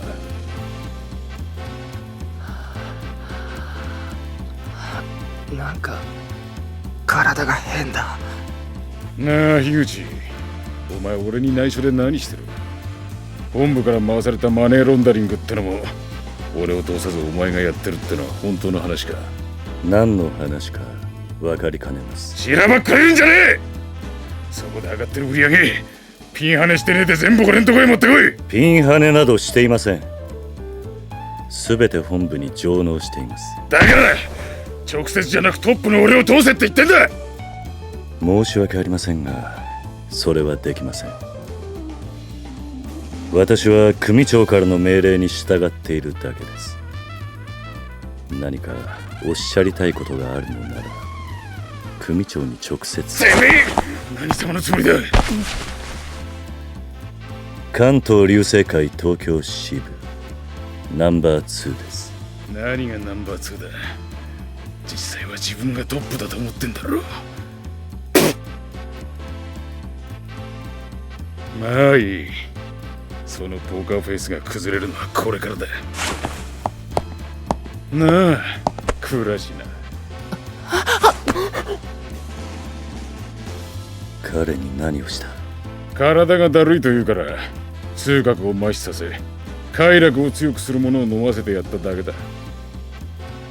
媚薬か。騙したんですか？人聞きの悪いこと言うな。媚薬じゃないとは言ってねえ。ただ強烈に効く鎮痛剤と言っただけだ。実際痛みは消えてんだろ。いや、触るな。その手を離せ。倉科は関係ない。だからこいつを引き渡す代わりにお前が今本部から預かっている一切の事業を俺によこせ。何をバカなこと。バカなことじゃねえだろ。これは正当な取引だなあ、倉科。樋口さん。さっきの話を聞いてもまだ樋口に助けを求めるのか。松波さん、戯れはやめてください。そんな冷静な面見せてられるのはいつまでだろうな。こいつはさっき烏丸の口からお前の悪行を全部聞かされてんだよ。烏丸が借金を膨らませたのも保証人にこいつの名前を書くようにそそのかしたのも全部てめえの仕業だってぶちまけやがったのさ。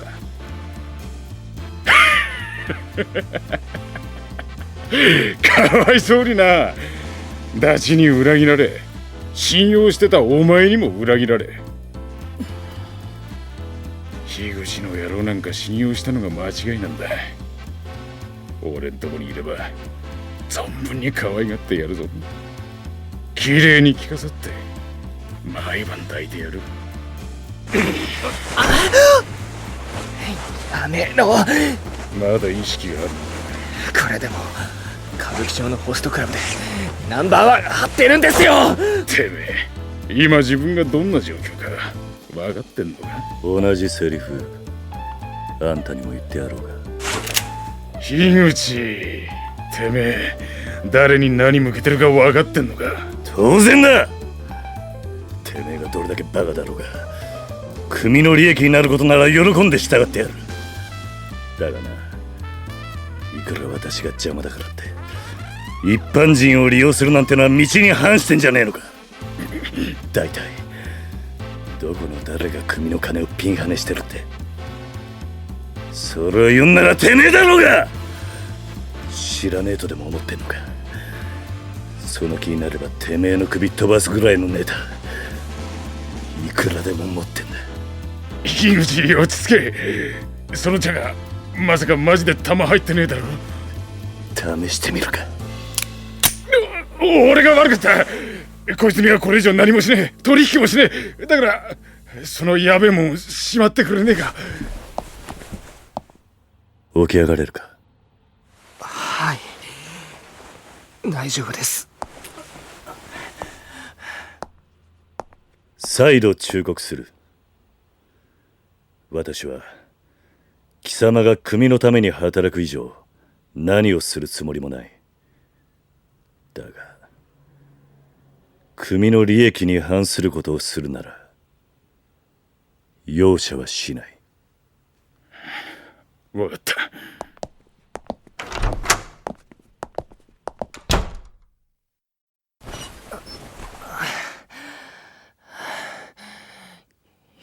樋口さん。分かっている。すべて話そう。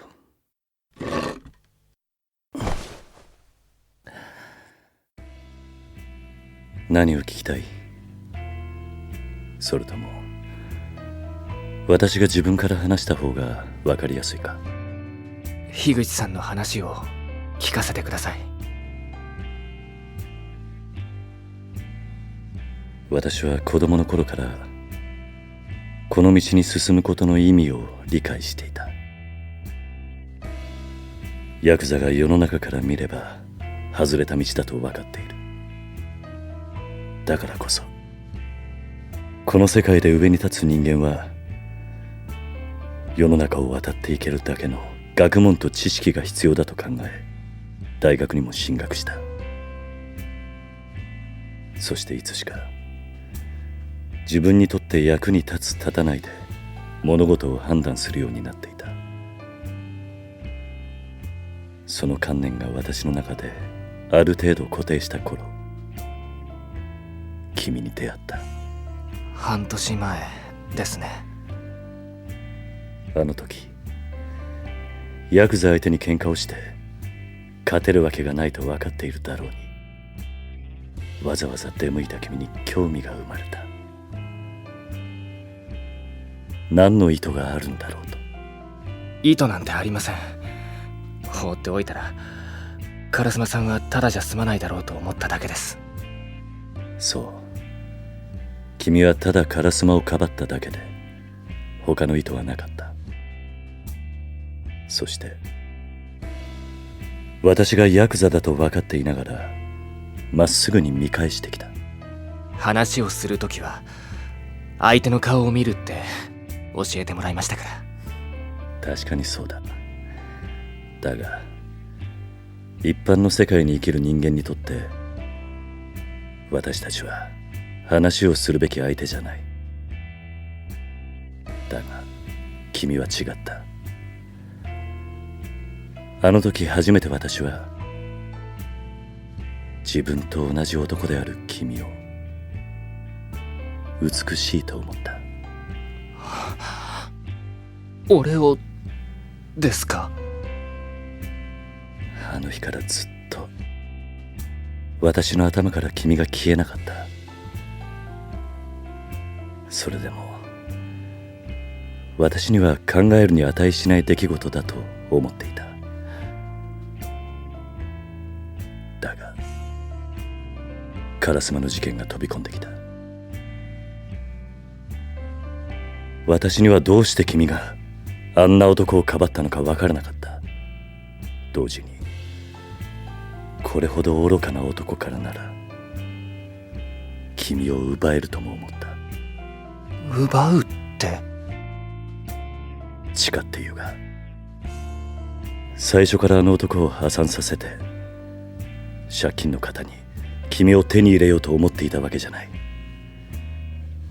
だがあの日六本木で出会ったあの夜、君の烏丸に対する思いの深さを知って私は強烈に嫉妬した。そして君を手に入れたいと思った。だから烏丸が返済できるわけがないと知っていながら金を貸すことにしたんだ。案の定烏丸は膨れ上がっていく借金に恐れおののいて逃げ出した。烏丸が逃げたことで確実に君が私のところへ来る。そう考えたらこれまでにない喜びが私の中に生まれた。だが完璧なはずのシナリオに予想もしなかった展開が待っていた。どんな展開ですか？私は脅せば君が早々にあの男を見捨てると思っていた。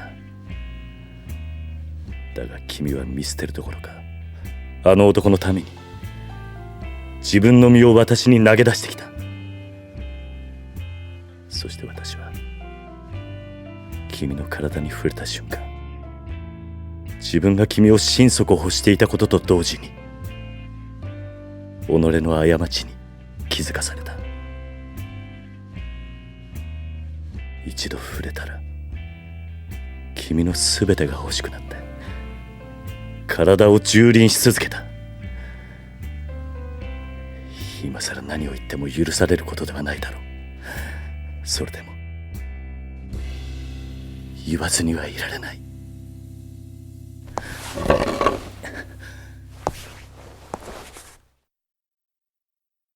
愛している君を、この世の誰よりも。樋口さん。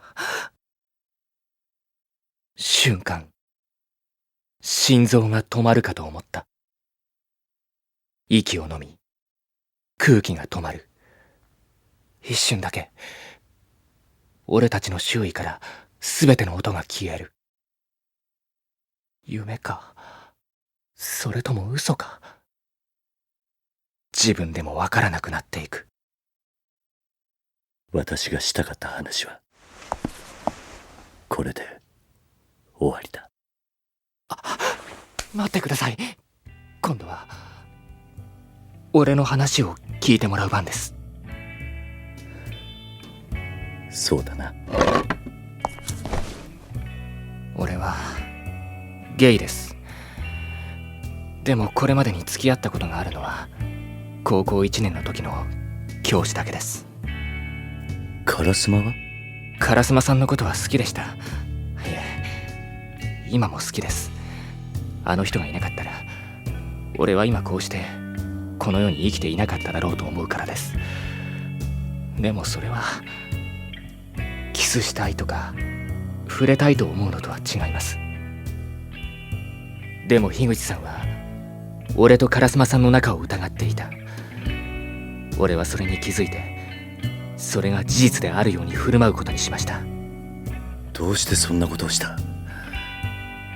君が真実を明かしさえすれば私は君にあんなことをしなかったんですか？俺はあの時この機会を逃してはならないと思ったんです。なぜ？あなたに抱いてもらいたいからです。分かっているのか君は。私がどんな人間か分かっているつもりです。俺もあなたを愛していることを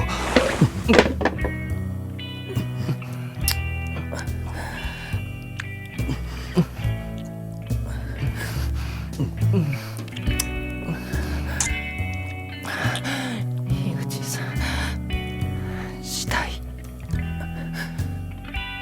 ダメだ。どうしてですか？君は今普通の状態じゃない。この状態で傷ついている君をこれ以上傷つけたくない。樋口さん、私をこれ以上愚かな人間にしないでくれ。樋口さんの優しさがわからないわけじゃありません。でもこのまま放っておかれたら頭がおかしくなります。ずっとこんな状態なんです。樋口さんが欲しくて。だがお願いです、逃げないで。暮らしな。樋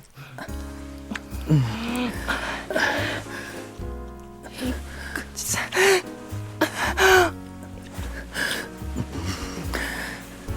暮らしな。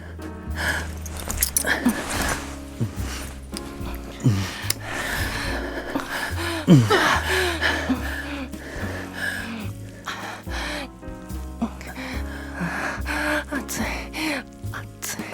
樋口さんの熱いのは君の方だ。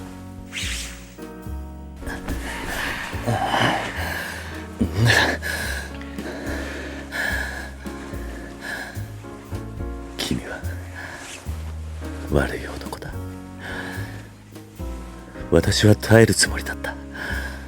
それを君がみだらに誘うから。そうです。俺は淫乱でわがままで悪い男なんです。あなたが欲しくて欲しくて、手に入れるためならどんな嘘だってつける。どれだけでもいやらしくなれる。倉科隆です。隆。はい。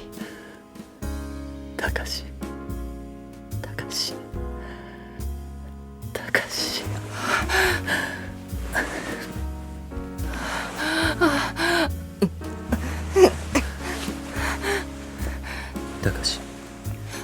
どうした？頭がおかしくなりそうです。あなたが欲しくて。どこに？ここをあなたでいっぱいにしてください。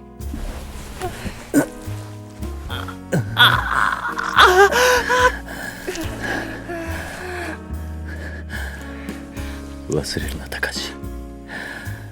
私は一度手に入れたものは何があろうと離したりはしない。地獄の果てまででも追いかける。君が逃れる場所はこの世には存在しない。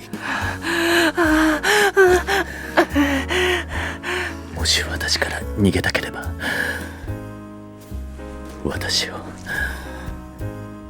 殺していけ。逃げたりしません。本当に？本当に。隆。樋口さん、愛してる。私も。この先私はありとあらゆるものから君を守る。この命に変えても。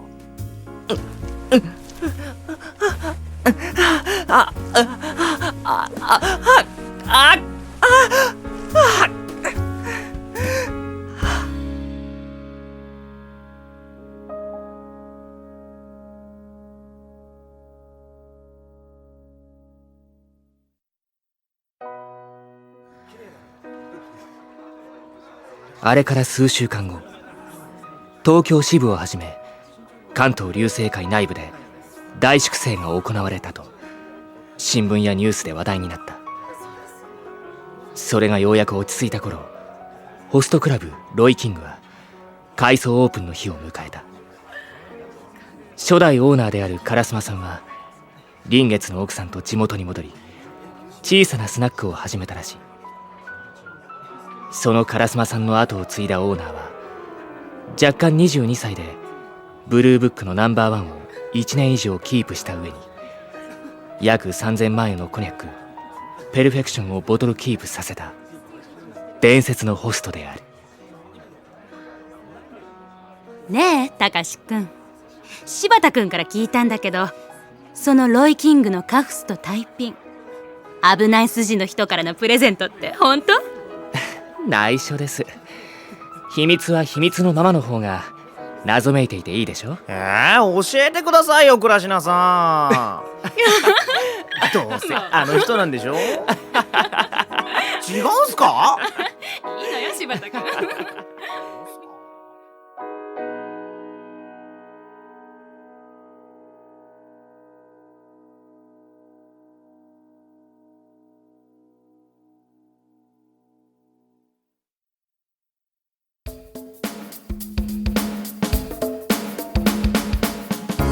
冬の人口原作、欲望という名の愛、ただいま収録が終了いたしました。お疲れ様でした。お疲れ様でした。対談用テーマということで、お酒にまつわる思い出や面白おかしい失敗談などを教えてくださいとのことです。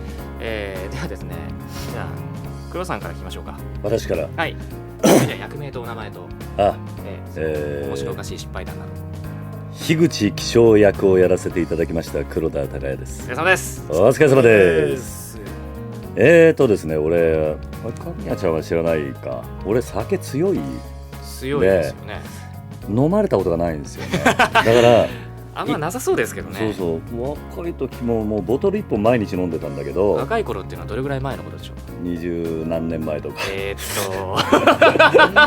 なんかちょっと数字的におかしな数字になりそうですけどね。小学校4年の時からビールあったーなんかこうほらロシア人と同じでフランス人と同じで若い時からずっと酒を飲まされてきたからこうアルコール分解酵素みたいのが多分体中に体中にそうたくさんあって肝臓だけじゃなく本当にね酒飲まれたことがなくて、なるほどね、逆に酒にまつわるエピソードといえばこう酒に弱い日本人多いじゃないですか。そうすると酒に酔った勢いで普段言えないことを言ってくる人がいるわけですよ。その時に時々面白いことが起きたからその話は割と聞きましたけどね。なるほどね。そのぐらいですかね。そうですね。でもその話をに聞きたいぐらいですよ。その話するとね割とね具体的な役者名とか出てきちゃったりする。やめた方がいいと思うよ。じゃあこの辺にしておきましょう。そういうぐらいですね。じゃあ続いて師匠。烏丸哲司役の谷山紀章です。お疲れ様でした。お疲れ様です。お疲れ様です。僕は結構僕も黒田さんとは別の方向で言えないことが結構多いんですけど言える範囲であまりこう言える範囲で今パッと思い浮かんだのが一番言っちゃいけないことだった。本当に聞きたいどこまで言っていいのかっていうのも結構分かんないんですよね。とりあえず言ってみて言ってみていい？判断するわ。ピーとかってする本当？女の子を持ち帰ってですね、持ち帰ってでベロベロに酔っ払ってたんですよ。で持ち帰ったっていうか彼女の家だったんですけどベロベロに酔っ払ってでことを怒るじゃないですか。でことを怒ってもうすごい気持ちよかったんです。お互いベロベロでもうわけわかんないくんずほぐれつの汗まみれでそのまま張ってるように2人で眠りについたらですね、で次の日ですよ起きた時にベッドの上にこうとしたこういらっしゃるわけですね。で結局がしたか分かんないっていうあんまり気持ちよすぎて結局どっちがお前だろ絶対でいやあなたでしょみたいなことになってっていうワンナイトラブワンナイトハプニングですよ。アクシデントが起こったっていう。ロマンチックだね。ロマンチックかな全然ロマンチックじゃねえよ。酒飲んだ上での話でしょ。ロマンチックじゃないな。ギリギリかな。ギリギリじゃねえよ。ギリギリアウトだな。アウトだなこれ。てか気象的に OK だったらいいんだけどね。ひどいね今の話。ひどいね今の話。そこまでひどいとはなかった。だって酒飲んでる最中の話じゃないからねそれね。終わって持ち帰ってってところからスタートしてるからそっからアウトじゃん。もうね多いんですそういう話が。素晴らしいです。俺的には全然 OK。ありがとうございます。野田さんはね逃げも隠れもしません私谷山紀章。すげえな。それはすげえわ。すごいすごい。なるほどね。神谷君はよ。僕割とないんだよね。あんまお酒飲まないから。そう飲めないわけではないんだけれども基本的にはそんなになんかお酒強い体ではないんだって。だからあんま飲まない方がいいですよっていう風にお医者さんに言われてるようなタイプの人間だからだからそんなに飲まないんだけどでも最近ねビール美味しいね。やっと目覚めたみたいな。やっと目覚めた。麦のうまさに。そう夏場はビールすげえうめえというふうに思うようになった。遅いかかったね。小学校4年生の時です。小学校4年の時にビールうまいと思ってママおかわり。ママじゃねえよ。俺も酒の息子でしたからね。似たような感じはあったんですよ。おいダメだこいつ。酔ったのがないっていうのはある種でも不幸かもしれないですね。そうだね。そうだからさそうなのよ。だから紀章君みたいにこう酒の勢いでなんとかってこう言い訳ができることもあるじゃない。こう免罪符にな。そうそれが俺絶対的に通用しないわけ。僕もないですね。お酒飲んでても割とこうグッグって言ってても記憶はね絶対飛ばないんですよ。そうでしょ。はっきり覚えてる。すごい全部覚えてるから誰々が何々言ってたよとかっていうのも全然覚えてるしでも向こうは絶対覚えてないの。だから損だなとは思うんですけどね。損だよね。で向こうはすごく失礼なことを私が傷つくようなことを平気で言っていてそれで向こうは忘れてるわけじゃないですか。で俺は呪い続けるわけじゃないですか。その方はまだご存命というかご健在。命は取らないように昔からこれもママに言われてた。いいママだ。すごいいいお母さんだと思います。そこは気をつけてましたね。気をつけてましたね。いいですね。渦巻いてきましたねなんか。ここまで渦巻くとは。そうCD のね。そう割とね黒さんの話聞けない。これも全然聞けないんだよね。面白いんだけどね。そう割とね具体的にものすごい大先輩役者の名前とか出てきちゃったりとかして。本当に言っちゃってるからね俺。その人はちょっとみたいな感じになってくるので、声優界の方たちもみんなが知ってるような割と人たちと平気でいろいろ起こしてるんででもね、黒田さんの話を聞いていて一つ間違いないと思うのは、黒田さんが悪じゃないんですよ。結局そう酒を飲んだ上でそういうことをするその先輩役者がいけない、でも周りは誰も止められないからあえて俺が止めようっていう正義のもとにやってらっしゃるんですけれども、割とねそうですかっていう風にね黙って聞いちゃうんだよね。そうだ、今の日本の社会っていうのはこう立場とか権力とかそういうものでみんながこう押さえつけられすぎていると、やっぱりそういうのは関係なく正しいものは正しいと、年齢立場看板関係なく、そういう生き方を、黒田孝也40年やってまいりました。潔すぎる潔すぎるすごいみんなねそう生きたいんだけどね、もちろん全く曲げませんからね。曲げません。素晴らしいですよ。何度も干されました。うっしゃっしゃっしゃっしゃっしゃっしゃっしゃうっしゃっしゃっしゃ、それがあって今の黒田さんがいるわけですよ。そうですね。素晴らしいですね本当に。もういやそれに比べて気象のね、いやこれも人生です。まあねやばいよね。いいよね。でもなんか気象くんのこの伸び伸びしたこの生き様っていうのは僕は好きだよ。逆の意味の男らしさを感じるよね。何をおっしゃいますよ。まあもしかしたらしないけどまあ2分の1やから。そうだよね、2分の1の確率で今の火を入れてしまったがために絶対にここ前のところカットできない。はいなこれウィキペディアに書かれちゃったらどうすんのよ。谷山気象あれ何でも書かれちゃうからね。そうしたことがあるらしい。いやでもこの話題をね持ち出してきた俺は君に今日ファンになったよね。いや素晴らしいと思って。ちょっとパッと思いついたのそれだったんでね。まあもしかしたら気象いなかったことになってる可能性もありますからね、このフリートークね。そうです。残念ながらね。はい。いっそそうしていただいた方が。じゃあまあ最後にですねファンの方に一言ずつメッセージをいただいて締めたいと思います。じゃあそうですね、酒は飲んでも飲まれるな。エッチはしてもするなっていうのを僕は声を大にして、ただ大にせずにでも気持ちよかやっていきたいっていう。ダメだ俺大丈夫かなこれ。俺大丈夫なの？で聞いて俺大丈夫？大丈夫。とにかく私的には全然大丈夫。全然大丈夫。全く引いてない。守ってね。守ってね。気象は大丈夫っていう。俺今どんどん好きになってる。僕も大好きだから大丈夫だよ。まあ本当楽しいお酒を飲めるといいですねっていう感じがします。まあティーの方は本当ちゃんと20歳になってから飲んでいただきたいですし。その通りですね。またこの作品触れてませんでしたが、非常にこう密度の濃い内容になってますんでね。そちらも合わせてというか、こちらのトークも合わせてですね、言い方として本当楽しんでいただければと思います。谷山気象でした。ありがとうございました。じゃあ続いて私が言います。はい。僕としてはですね、やっぱ黒田さんと一緒に絡めたのが非常に満足です。それだけです。それだけか。黒田さんかっこよかったなと思ってね、聞き惚れてしまいました。はい。じゃあ私が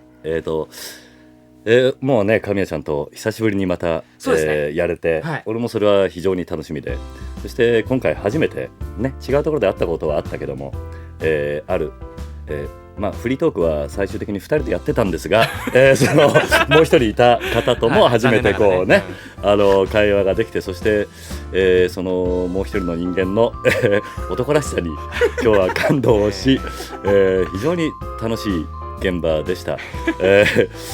まあねフリートーク散々盛り上がったんですが、結果多分2人になってることと思います。またなんかねこの展開2人この実際のこの話の方のね、こっちの話の方のそうだ本当に気象そうですね、この樋口気象と、倉科隆、今後があるのかどうか、そうですね、楽しみだなと思っています。本名が気象の人はどうでもいいです。気にしてんな。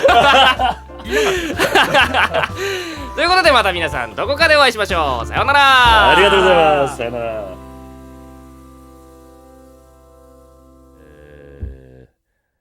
私の一途な愛いかがだったでしょうか。だんだん徐々に隆との関係が変わっていく。そして当然感情が変わっていくんで、ヤクザな部分からものすごく詩的な状態に変わっていく感じを楽しんでいただければと思っております。お楽しみいただけましたでしょうか。どうもあなたの烏丸哲司です。東京支部トップの松並だ。貸してもらえませんか。高谷さんが相手じゃ勝てる気がしねえ。 That means he is guaranteed an overstack, right?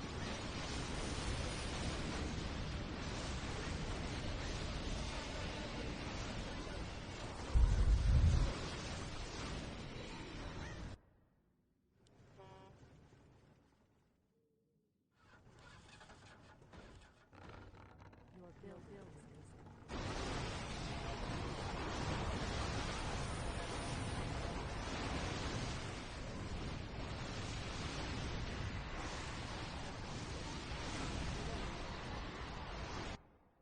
I don't know. It doesn't feel like this matters.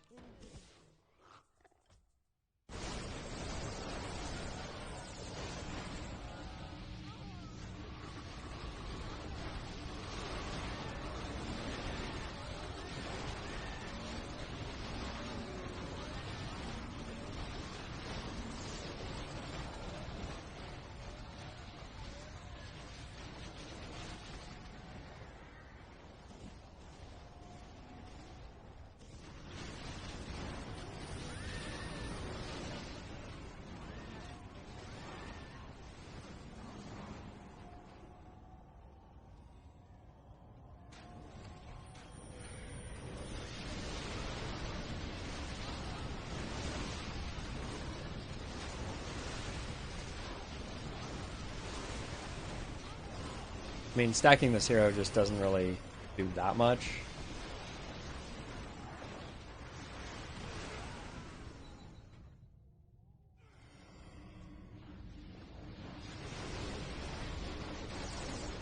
Level 3 Blizzard is nice, don't get me wrong, but feels like it's not enough.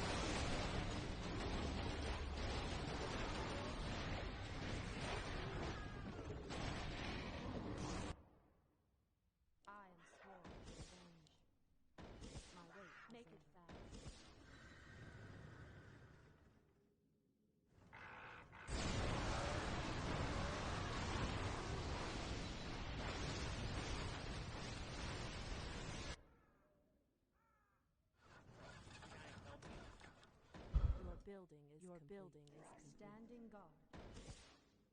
Speak your mind.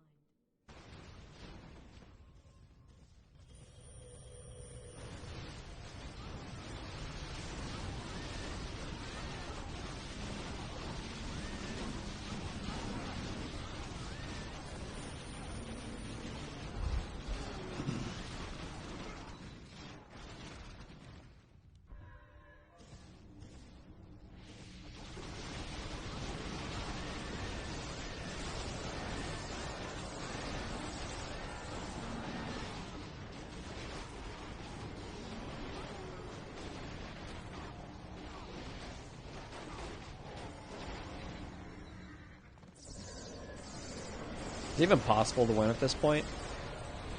Yeah, I mean, 2v3s are really weird. It's definitely possible to win. I don't think that we're favored by any means, but 2v3s, like, all sorts of weird shit can happen. Because, like, it only takes, like, one weird overstack, and all of a sudden, like, any close game can kind of be thrown into a lot of chaos.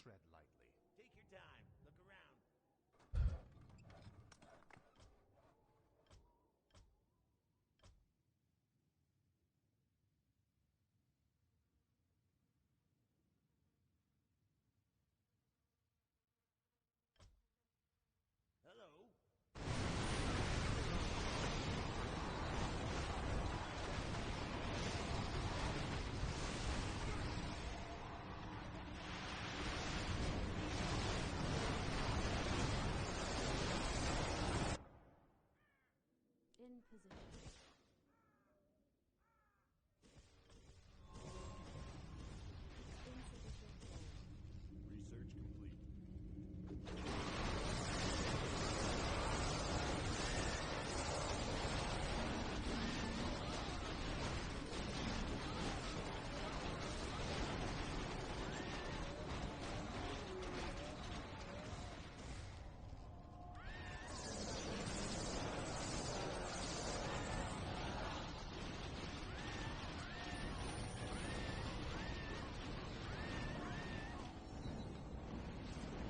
Okay, so blue overstacks here.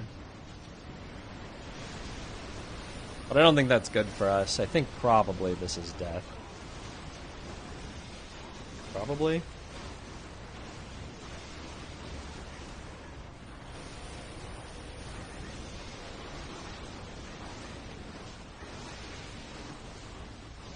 "10 seconds. Can we stall long enough?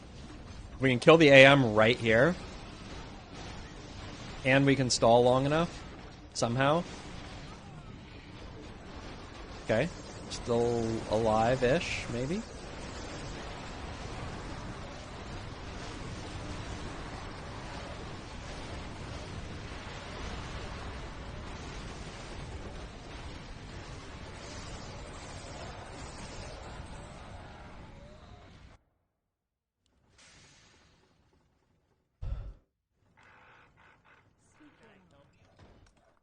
Your building is complete. Your building is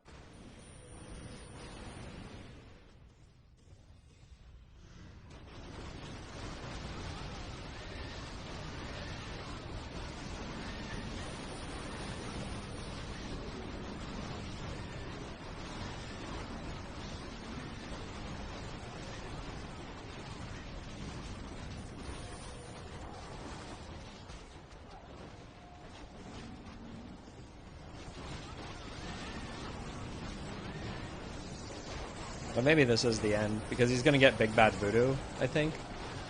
I mean, we stack our hero, but he stacks the fucking Shadow Hunter, so...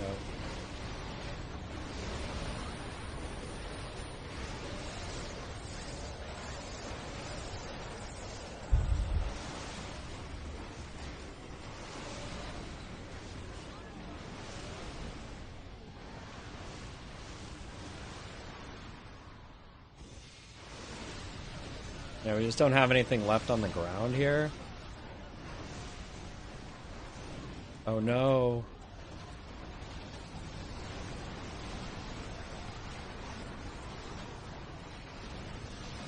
Alright, another overstack for blue. It's trying to Kodo ult the base, which it just goes completely the wrong direction.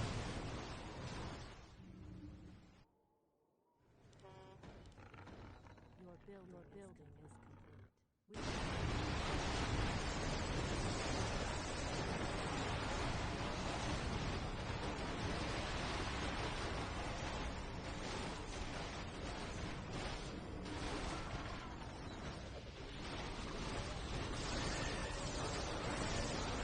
This is looking much better for us. We actually have a very significant fighting force left. He doesn't get a good possess on me here.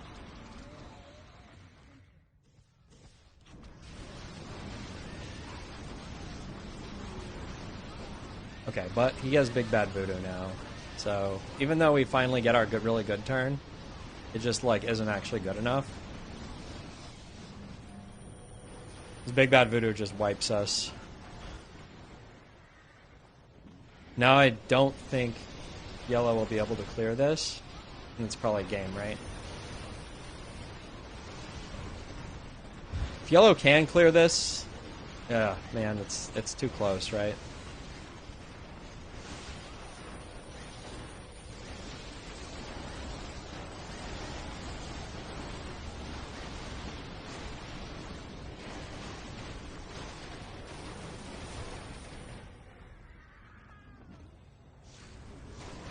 No volcano this turn.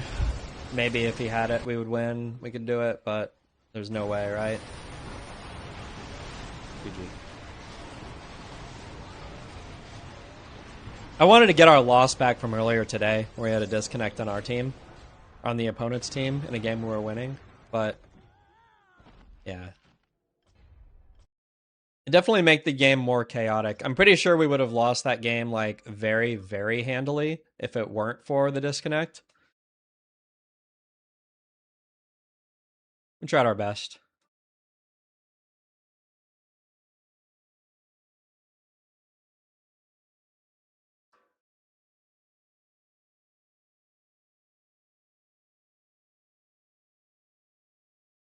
We're probably on play until we lose at this point. Let's play until we lose. We can do it. Come on. Yeah, that DC. I had a game this morning where I was heavily winning, and the DC caused us to lose the game.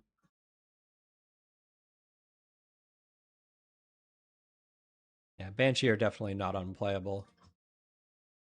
Especially as people, I mean, it just so happened that like I specifically didn't have any front line. I mean, very often I do. I mean, now that there's tanks and sea giants and there's all sorts of shit, right?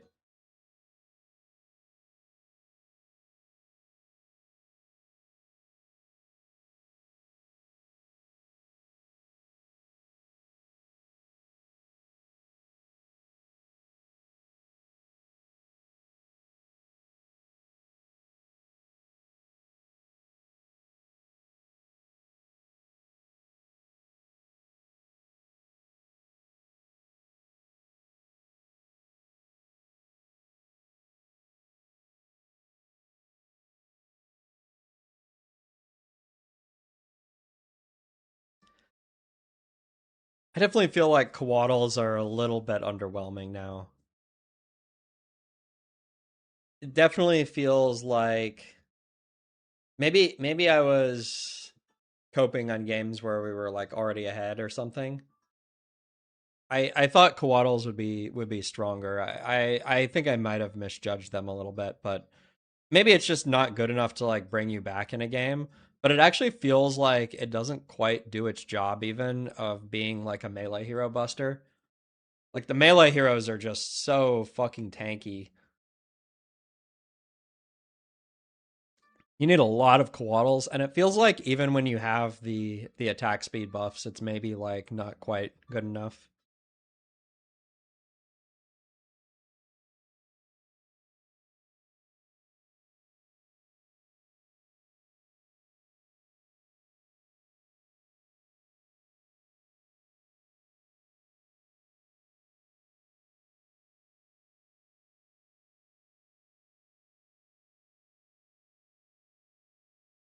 Hopefully we can get one or two more games in for the day. That would be great.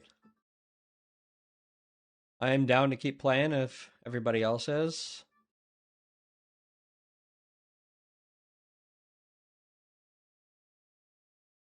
Yeah, I will say that unfortunately having three Huntress lanes does mean you're pretty unlikely to win the early game, but I don't know. I also, I mean, also ending up on AM is also incredibly weak. I mean, it just so happened that our opponent didn't have any good summons, but like once we lost our push, then it was really bad. I mean, we got a push off of the summons, but then yeah, then breakers did their job there.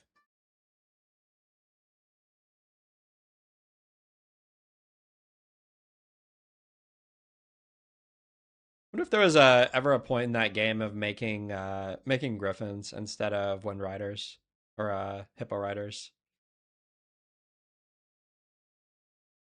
Let's stretch.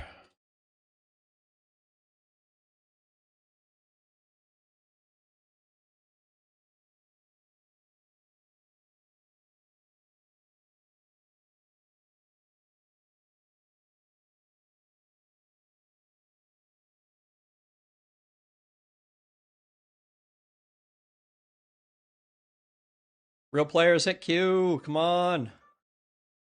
Pharaoh, please.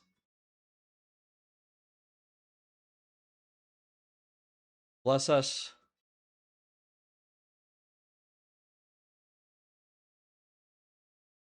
Bless us with one more game.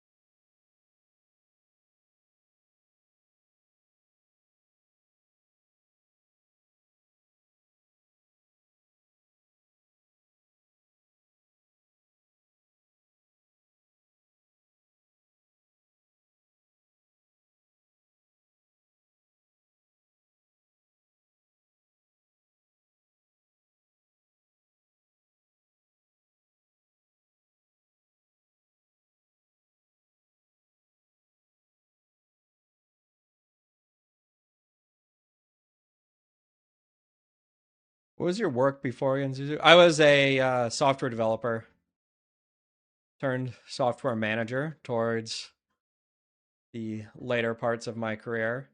But yeah, now I'm Twitch famous. I don't need, you know, all the money from working those jobs again. Please no.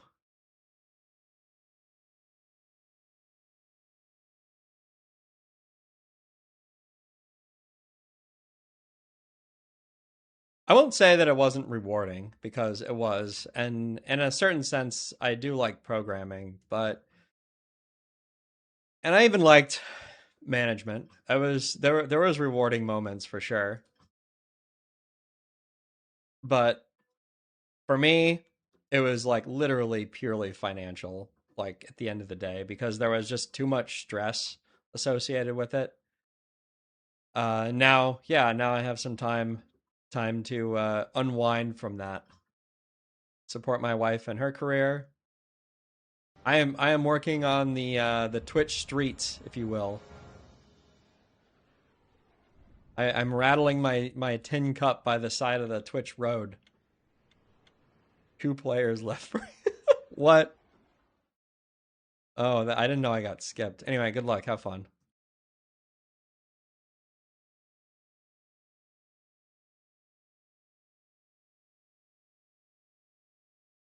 If I had to state my occupation right now, I'm going to say house husband.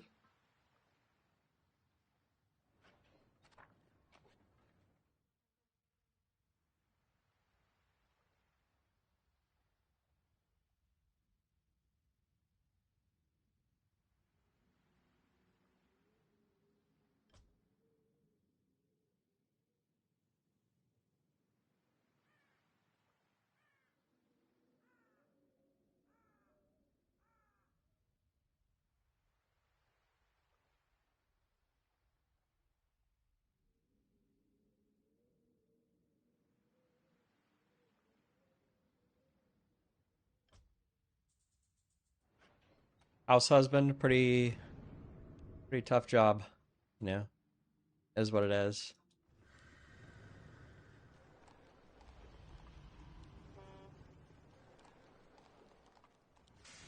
Yeah, I'm kidding. It's actually been super chill. I don't know, like, you know, some streamers are like, I don't know, like their significant other like walks in and brings them lunch, like as they're streaming or whatever. It's kind of the opposite for me. Like, I'm the one who's having fun, so I make all the lunches and stuff. My wife's the one who's working hard.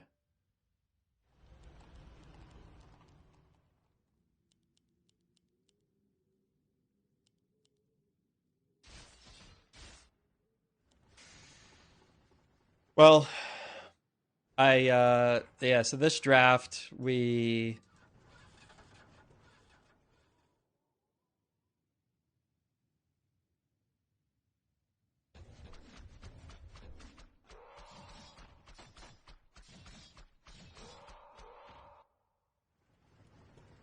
think I did a full mulligan.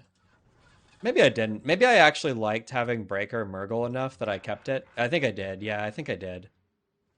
I know I rerolled Siren into Dryad. I think I rerolled Tauren Bat Chim into Bat Worm.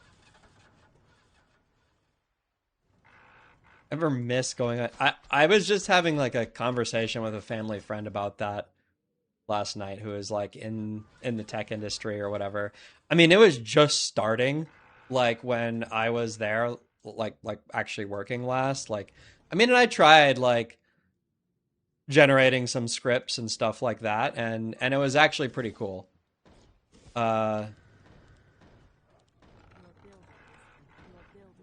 But yeah, I know that it's like I mean, it's really weird. I think the weird parts about it, from what I hear, are like, how do you like set expectations for people, like management and stuff like that? If, I don't know, you're just throwing shit into the model, and like the expectation is that you're working, you're your output is so fast because that's the cycle, right?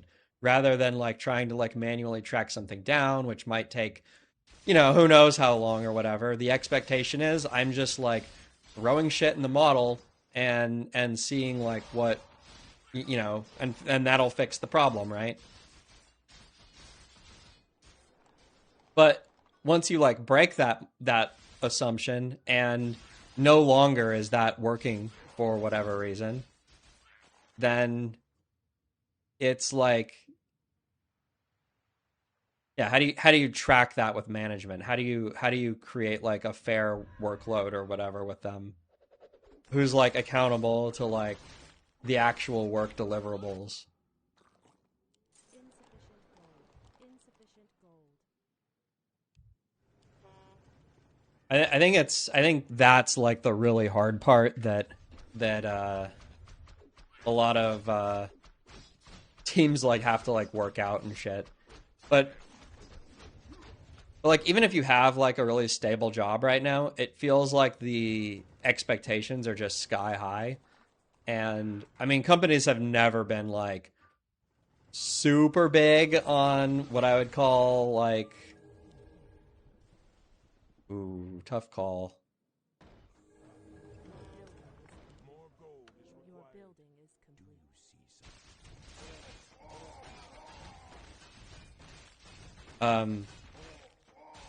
I don't know, like intellectual honesty. Like everybody wants to pretend, like nobody wants to pretend like, okay, well, we don't really know what the fuck is going on anymore because actually, you know, we're just delegating everything to the AI.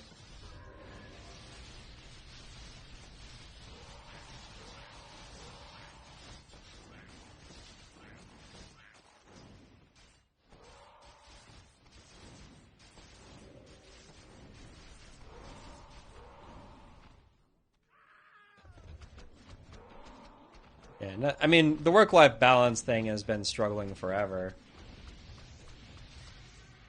Even my very first job had a lot of, like...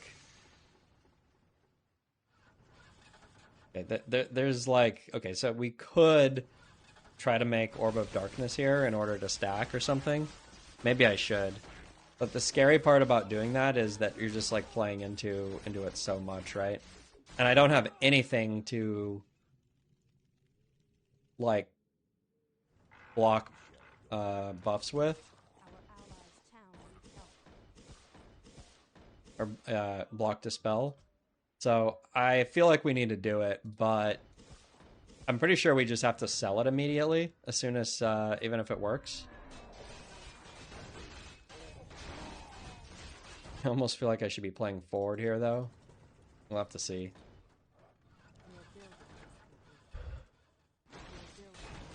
Yeah, it does look like this is a loss.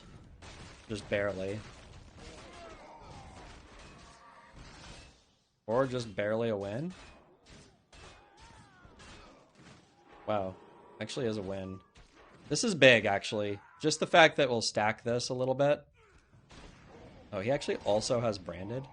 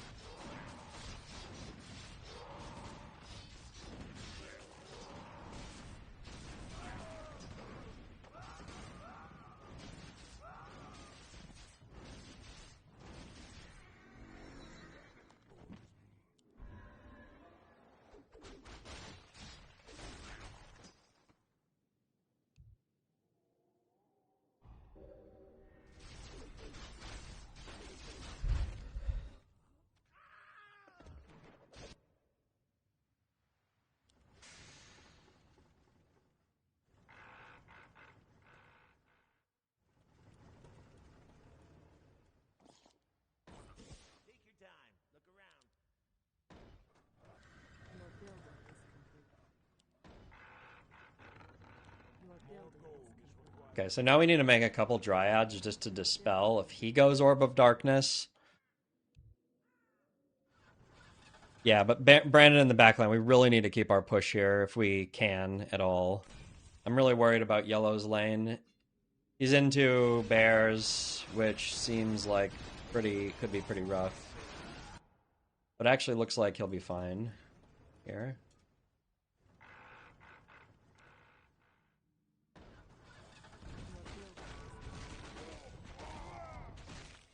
It's because of the guard leak, maybe? No, this is bad. It's so fucked, right?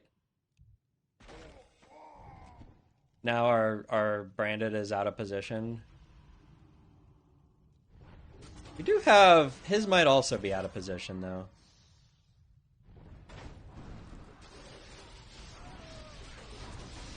Oh, yeah, he goes for guards. That's a good counter to what we're doing, right?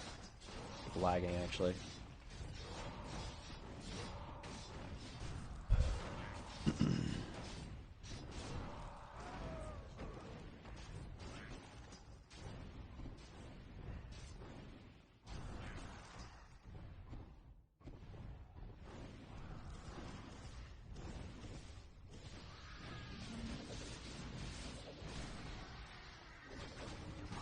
This is a pretty laggy game.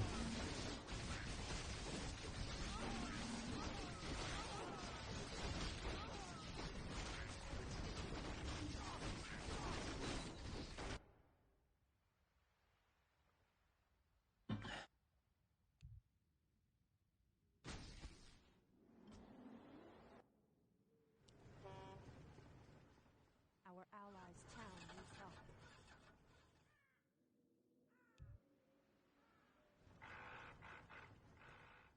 I'm not sure about this branded at all, actually.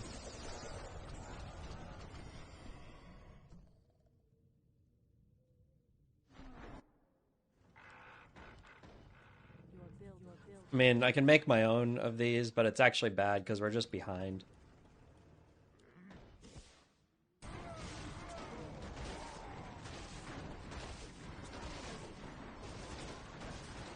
In the branded war, it only matters that you're who's ahead.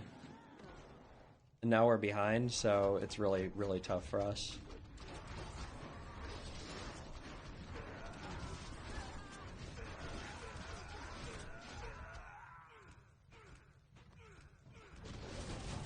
Oh, he has Necro also, which is also really bad for me, but...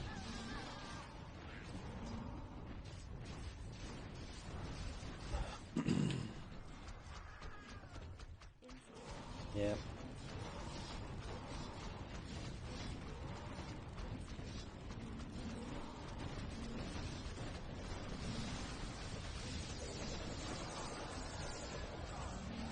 I'm just a turn behind now.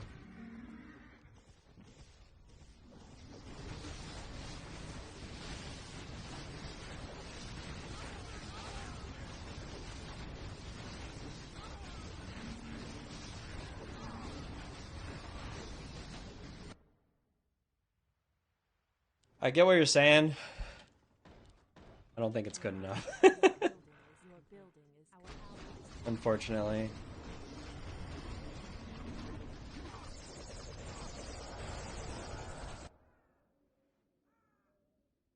They have multiple Necro players and we don't have any Destroyer players, so we are fighting for our life here.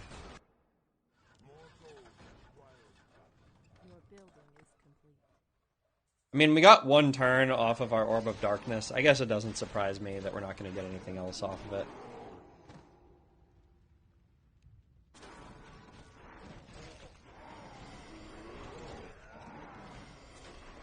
Well, he actually wins. I mean, this is good, but I don't think I can win here. Unfortunately, until next turn.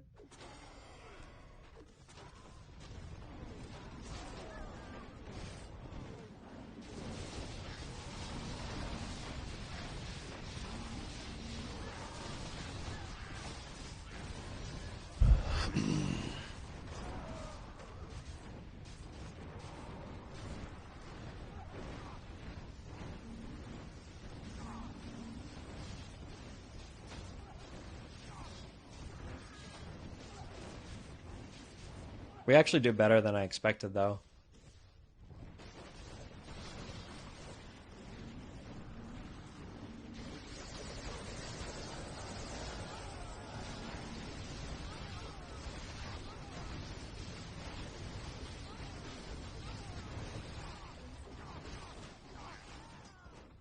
Unfortunately, we still lose the tower, though. Our allies' town needs help. Yeah.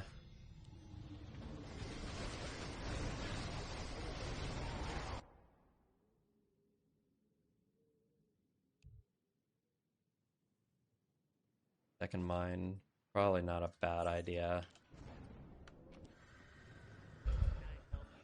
Insufficient gold.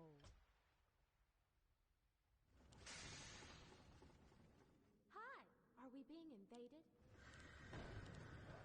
Your building is complete. Your building is complete.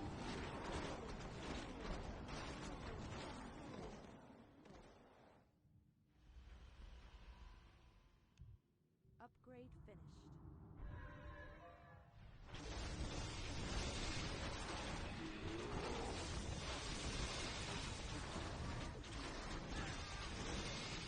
Well, I just need to sell the orb. The bigger problem is here, I just don't have any anti-air myself.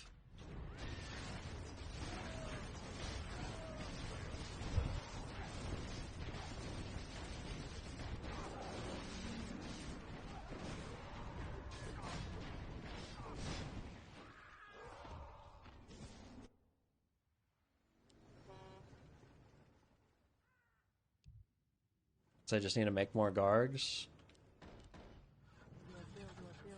We're into a bunch of bears, which is a little annoying for me. Don't actually have any of the bear answers.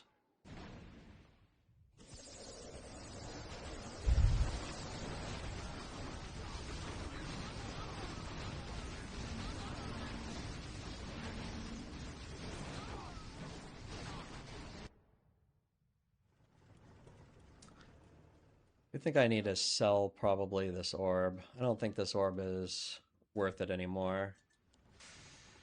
But I'm not really sure what is worth it.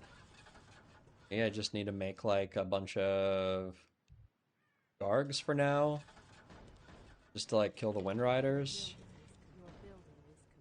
It doesn't feel like that's going to be enough either.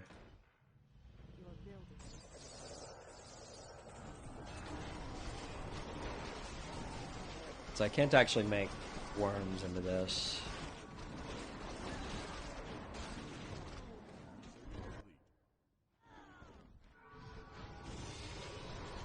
Well, I ought to get rid of the branded as well, most likely.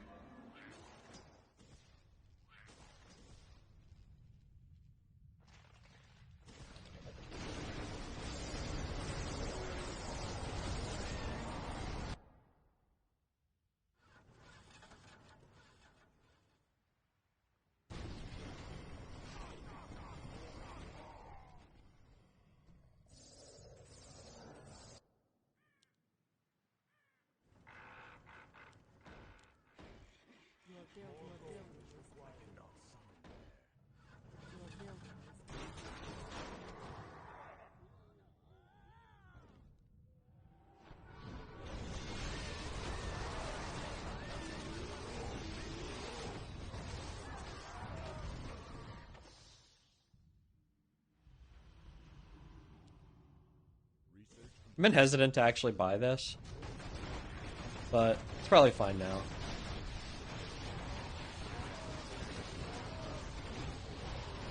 Turn it off. Split his entire Necro army here. Makes Teal stronger, buys us a lot of time.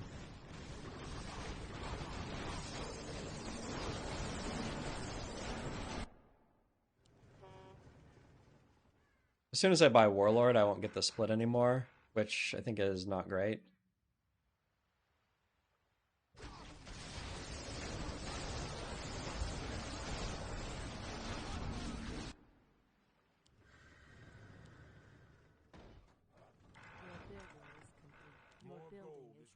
I feel like my best option is to just, like, only go for this. As long as we can, at least.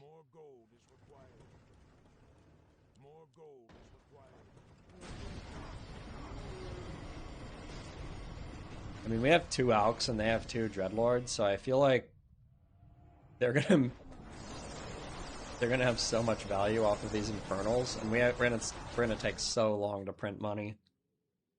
I don't really feel like there's any way to win this one. If we were to win it, it would probably be a very long game. We need to play for an hour, like long enough that all of the fucking Infernals are actually like fall off completely somehow.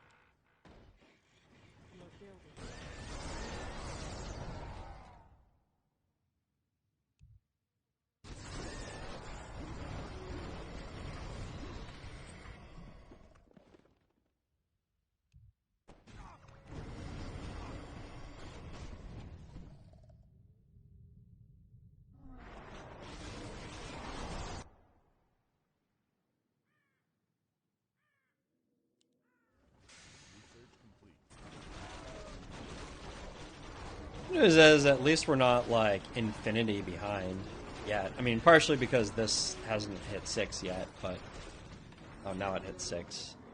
Maybe I should have got Orba slow just to deal with this. I don't know.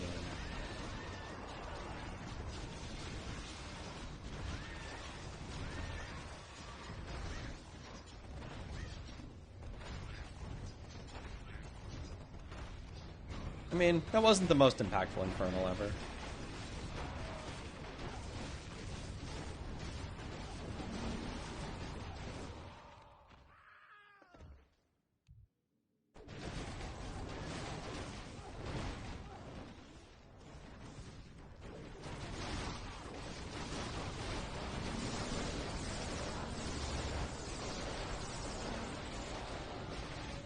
Oh, damn. Assassinated.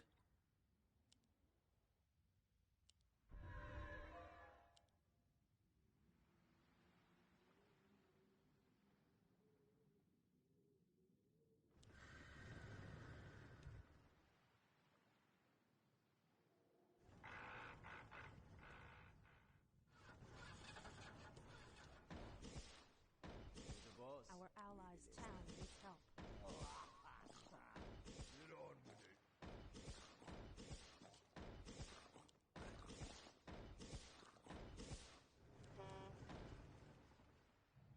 Your building is more gold is required.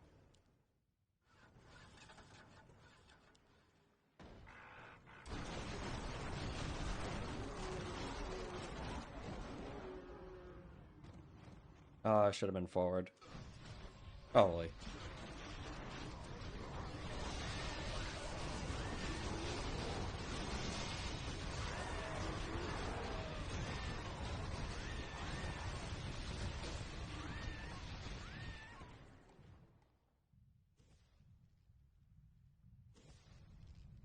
I don't think I'm gonna get the split anymore, unfortunately. Now we have the Phoenix. Oh, maybe we will.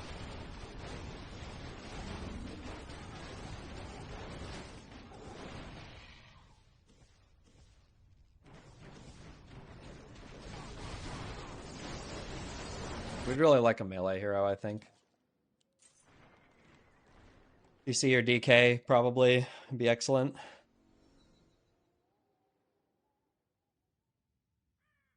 Insufficient gold.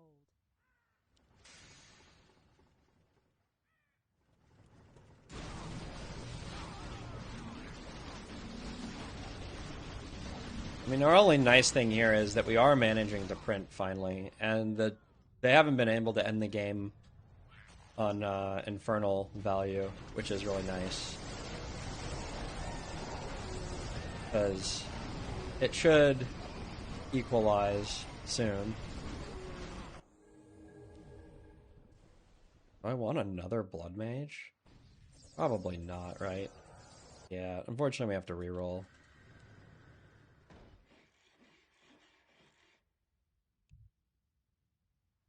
Your building is complete.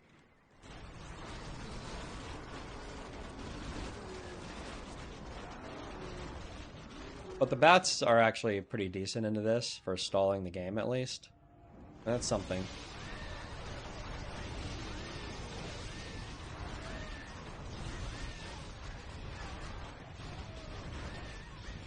Yeah, I think we're out of branded. You tried, branded. Won't say you did good, but you tried.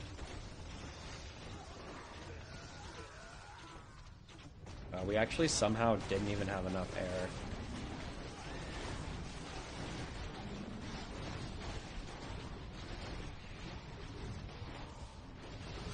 This is definitely our worst fight by a lot now.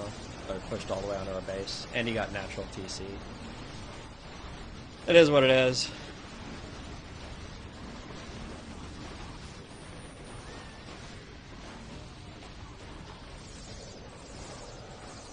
Oh, we got a Shadow Hunter. I mean, that's something.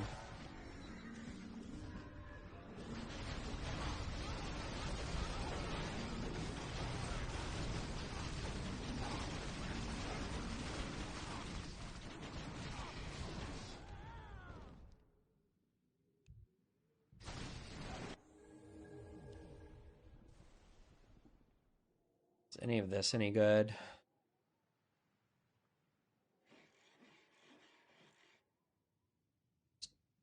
MK? Take this and C. Probably better than MK. Really bad. These are not good.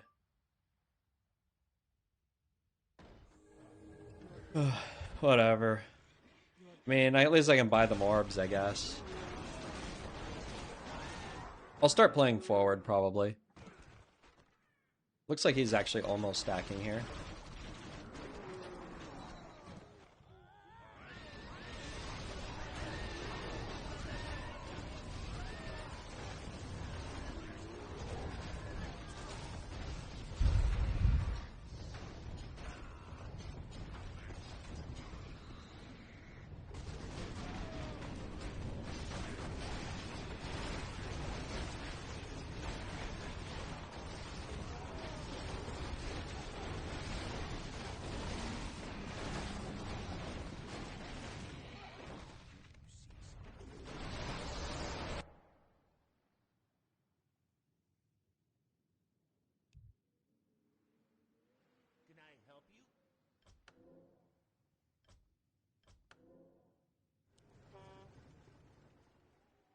I think we just play forward.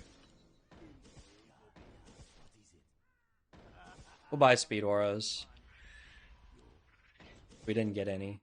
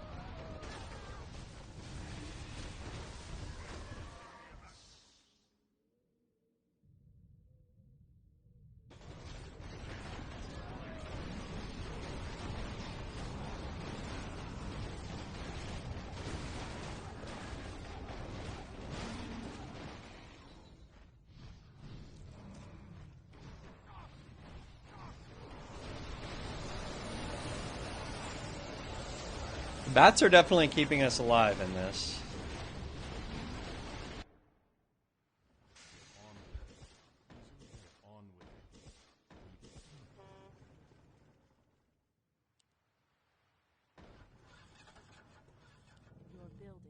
I mean, my teammates should be, like, giga printing. I'm not, but they should be.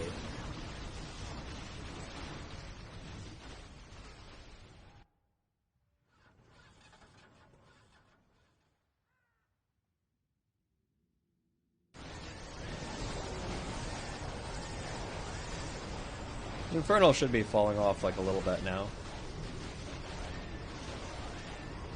It's a percentage value of the army, and it should be getting lower and lower. It is very good for us.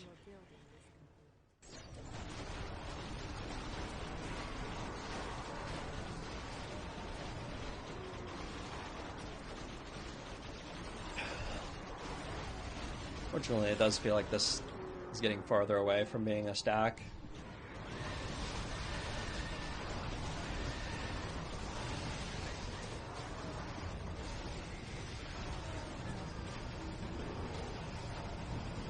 I think it's definitely time that I just start spamming warlords.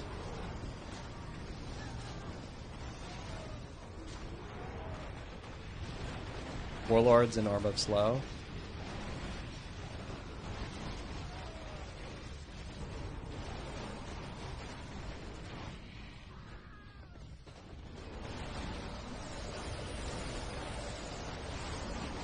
They just get so massacred every wave. The bats are like great.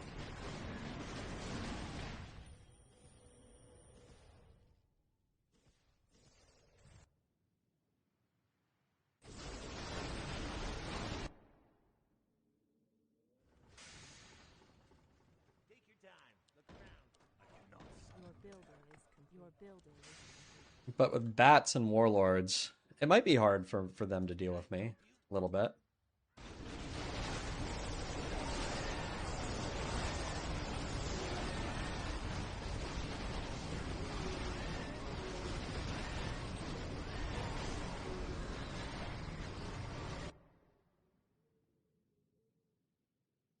More gold is required. I cannot summon there. Your building is complete.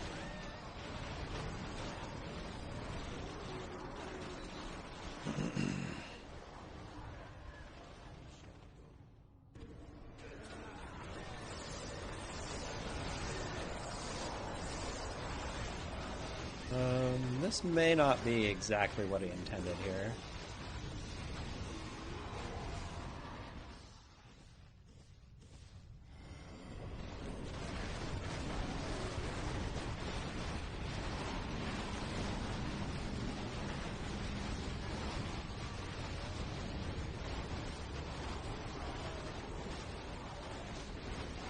I mean, he still has a fucking TC, so... Still, that was really good. That put us a little bit farther ahead.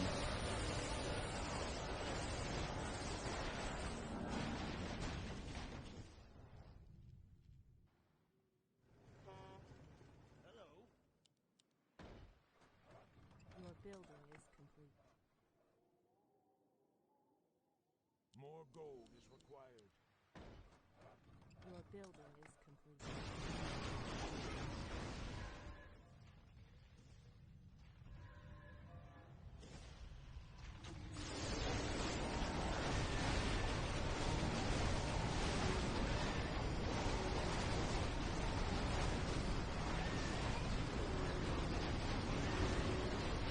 You got an Infernal fight.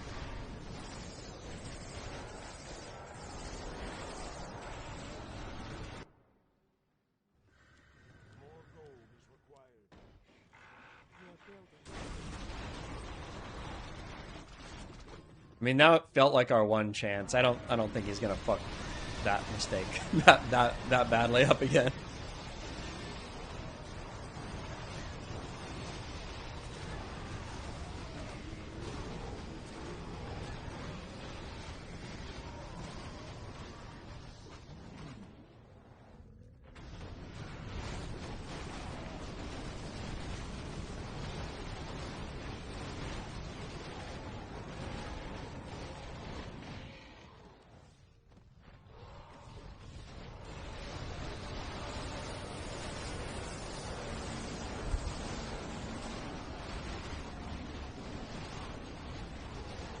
The problem, okay, so there's like a pretty big anti-synergy here, right?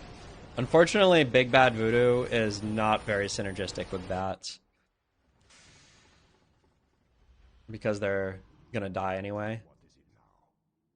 Move this a little bit farther back so it doesn't take as much heat, ideally.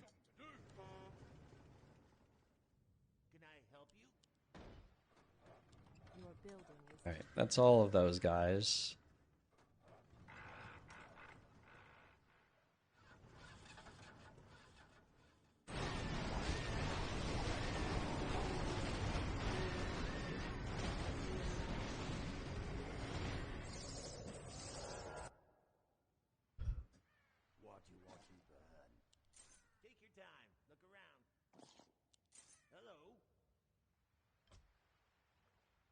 Alright.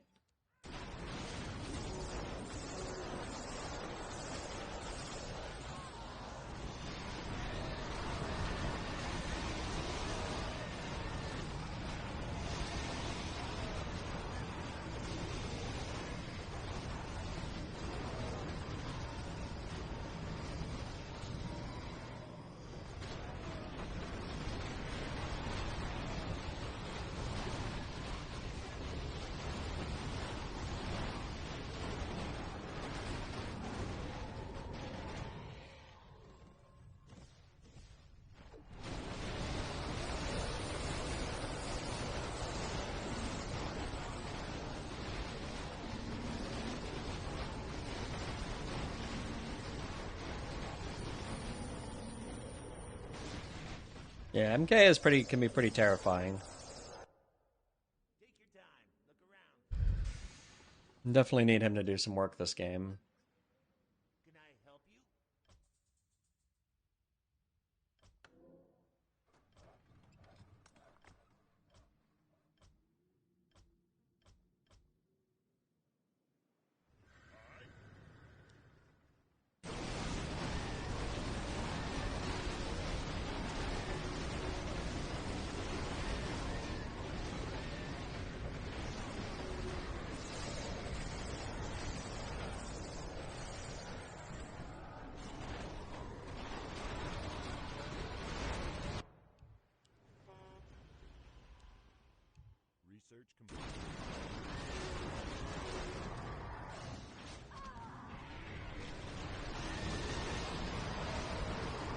I do think that to some degree this game is probably an illustration of how, like, even if you feel like you're getting a lot of value out of something like Alchemist, it actually completely pales in comparison to how much value you can get out of just like being ahead in a game. It's like if you need to be able to, let's say, have like how much value would we need to like break out of this situation right now? And I would say that we would probably need one of us to have about 50% more value in our army. Something crazy like that, right? So just the fact that we're printing like a little bit more money each turn, even if it's a very significant amount of money, you're never going to have a 50% larger army than your opponent. And we just don't have any stacking prospects, really.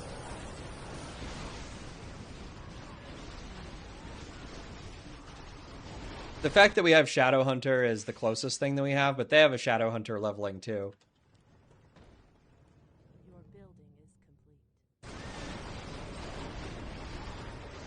So it's like, sometimes people ask me, like, isn't Alk, like, busted in the late game? Like, isn't he OP? And I think that it's confusing when I tell people, kinda not really. Like, I'm not sure I would say that Healing Spray falls off later. But what I would say is that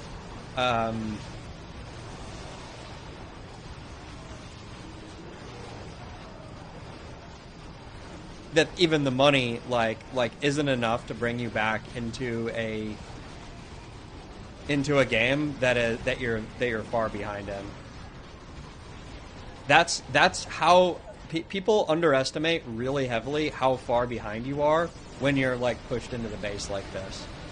It's tempting to think that if you just print with Alk like a few more times, like eventually your army will outscale them, but it's actually not true. Like a lot of the times it won't work like that. Even if you have thousands of more value in your army than them, it's still not true. Like they're still going to a lot of the time outvalue you for the entire game. And I think that it's definitely something that that takes some learning experience. But it's a really good. This is actually a really good showcase game of how just having like something like Alchemist is not good enough. You can have so much more value than your opponent in a game like this, and it doesn't matter. And that's why you guys see me doing stuff like, I don't know, pooling and all in, or like going to 4 mines and then trying to turn the game on like a stack of a TC or something. If you can't create a stack, there's very few ways to actually break out of a game like that. But all right, as promised, we are done for the day. Thanks everyone for joining. Let's see who we're gonna raid.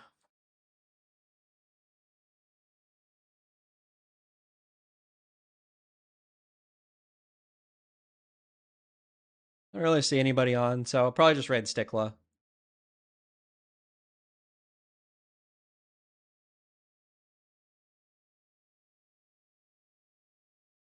Cheers, everyone. Thanks for hanging out. Didn't do a whole lot of winning today. Maybe we'll win some games.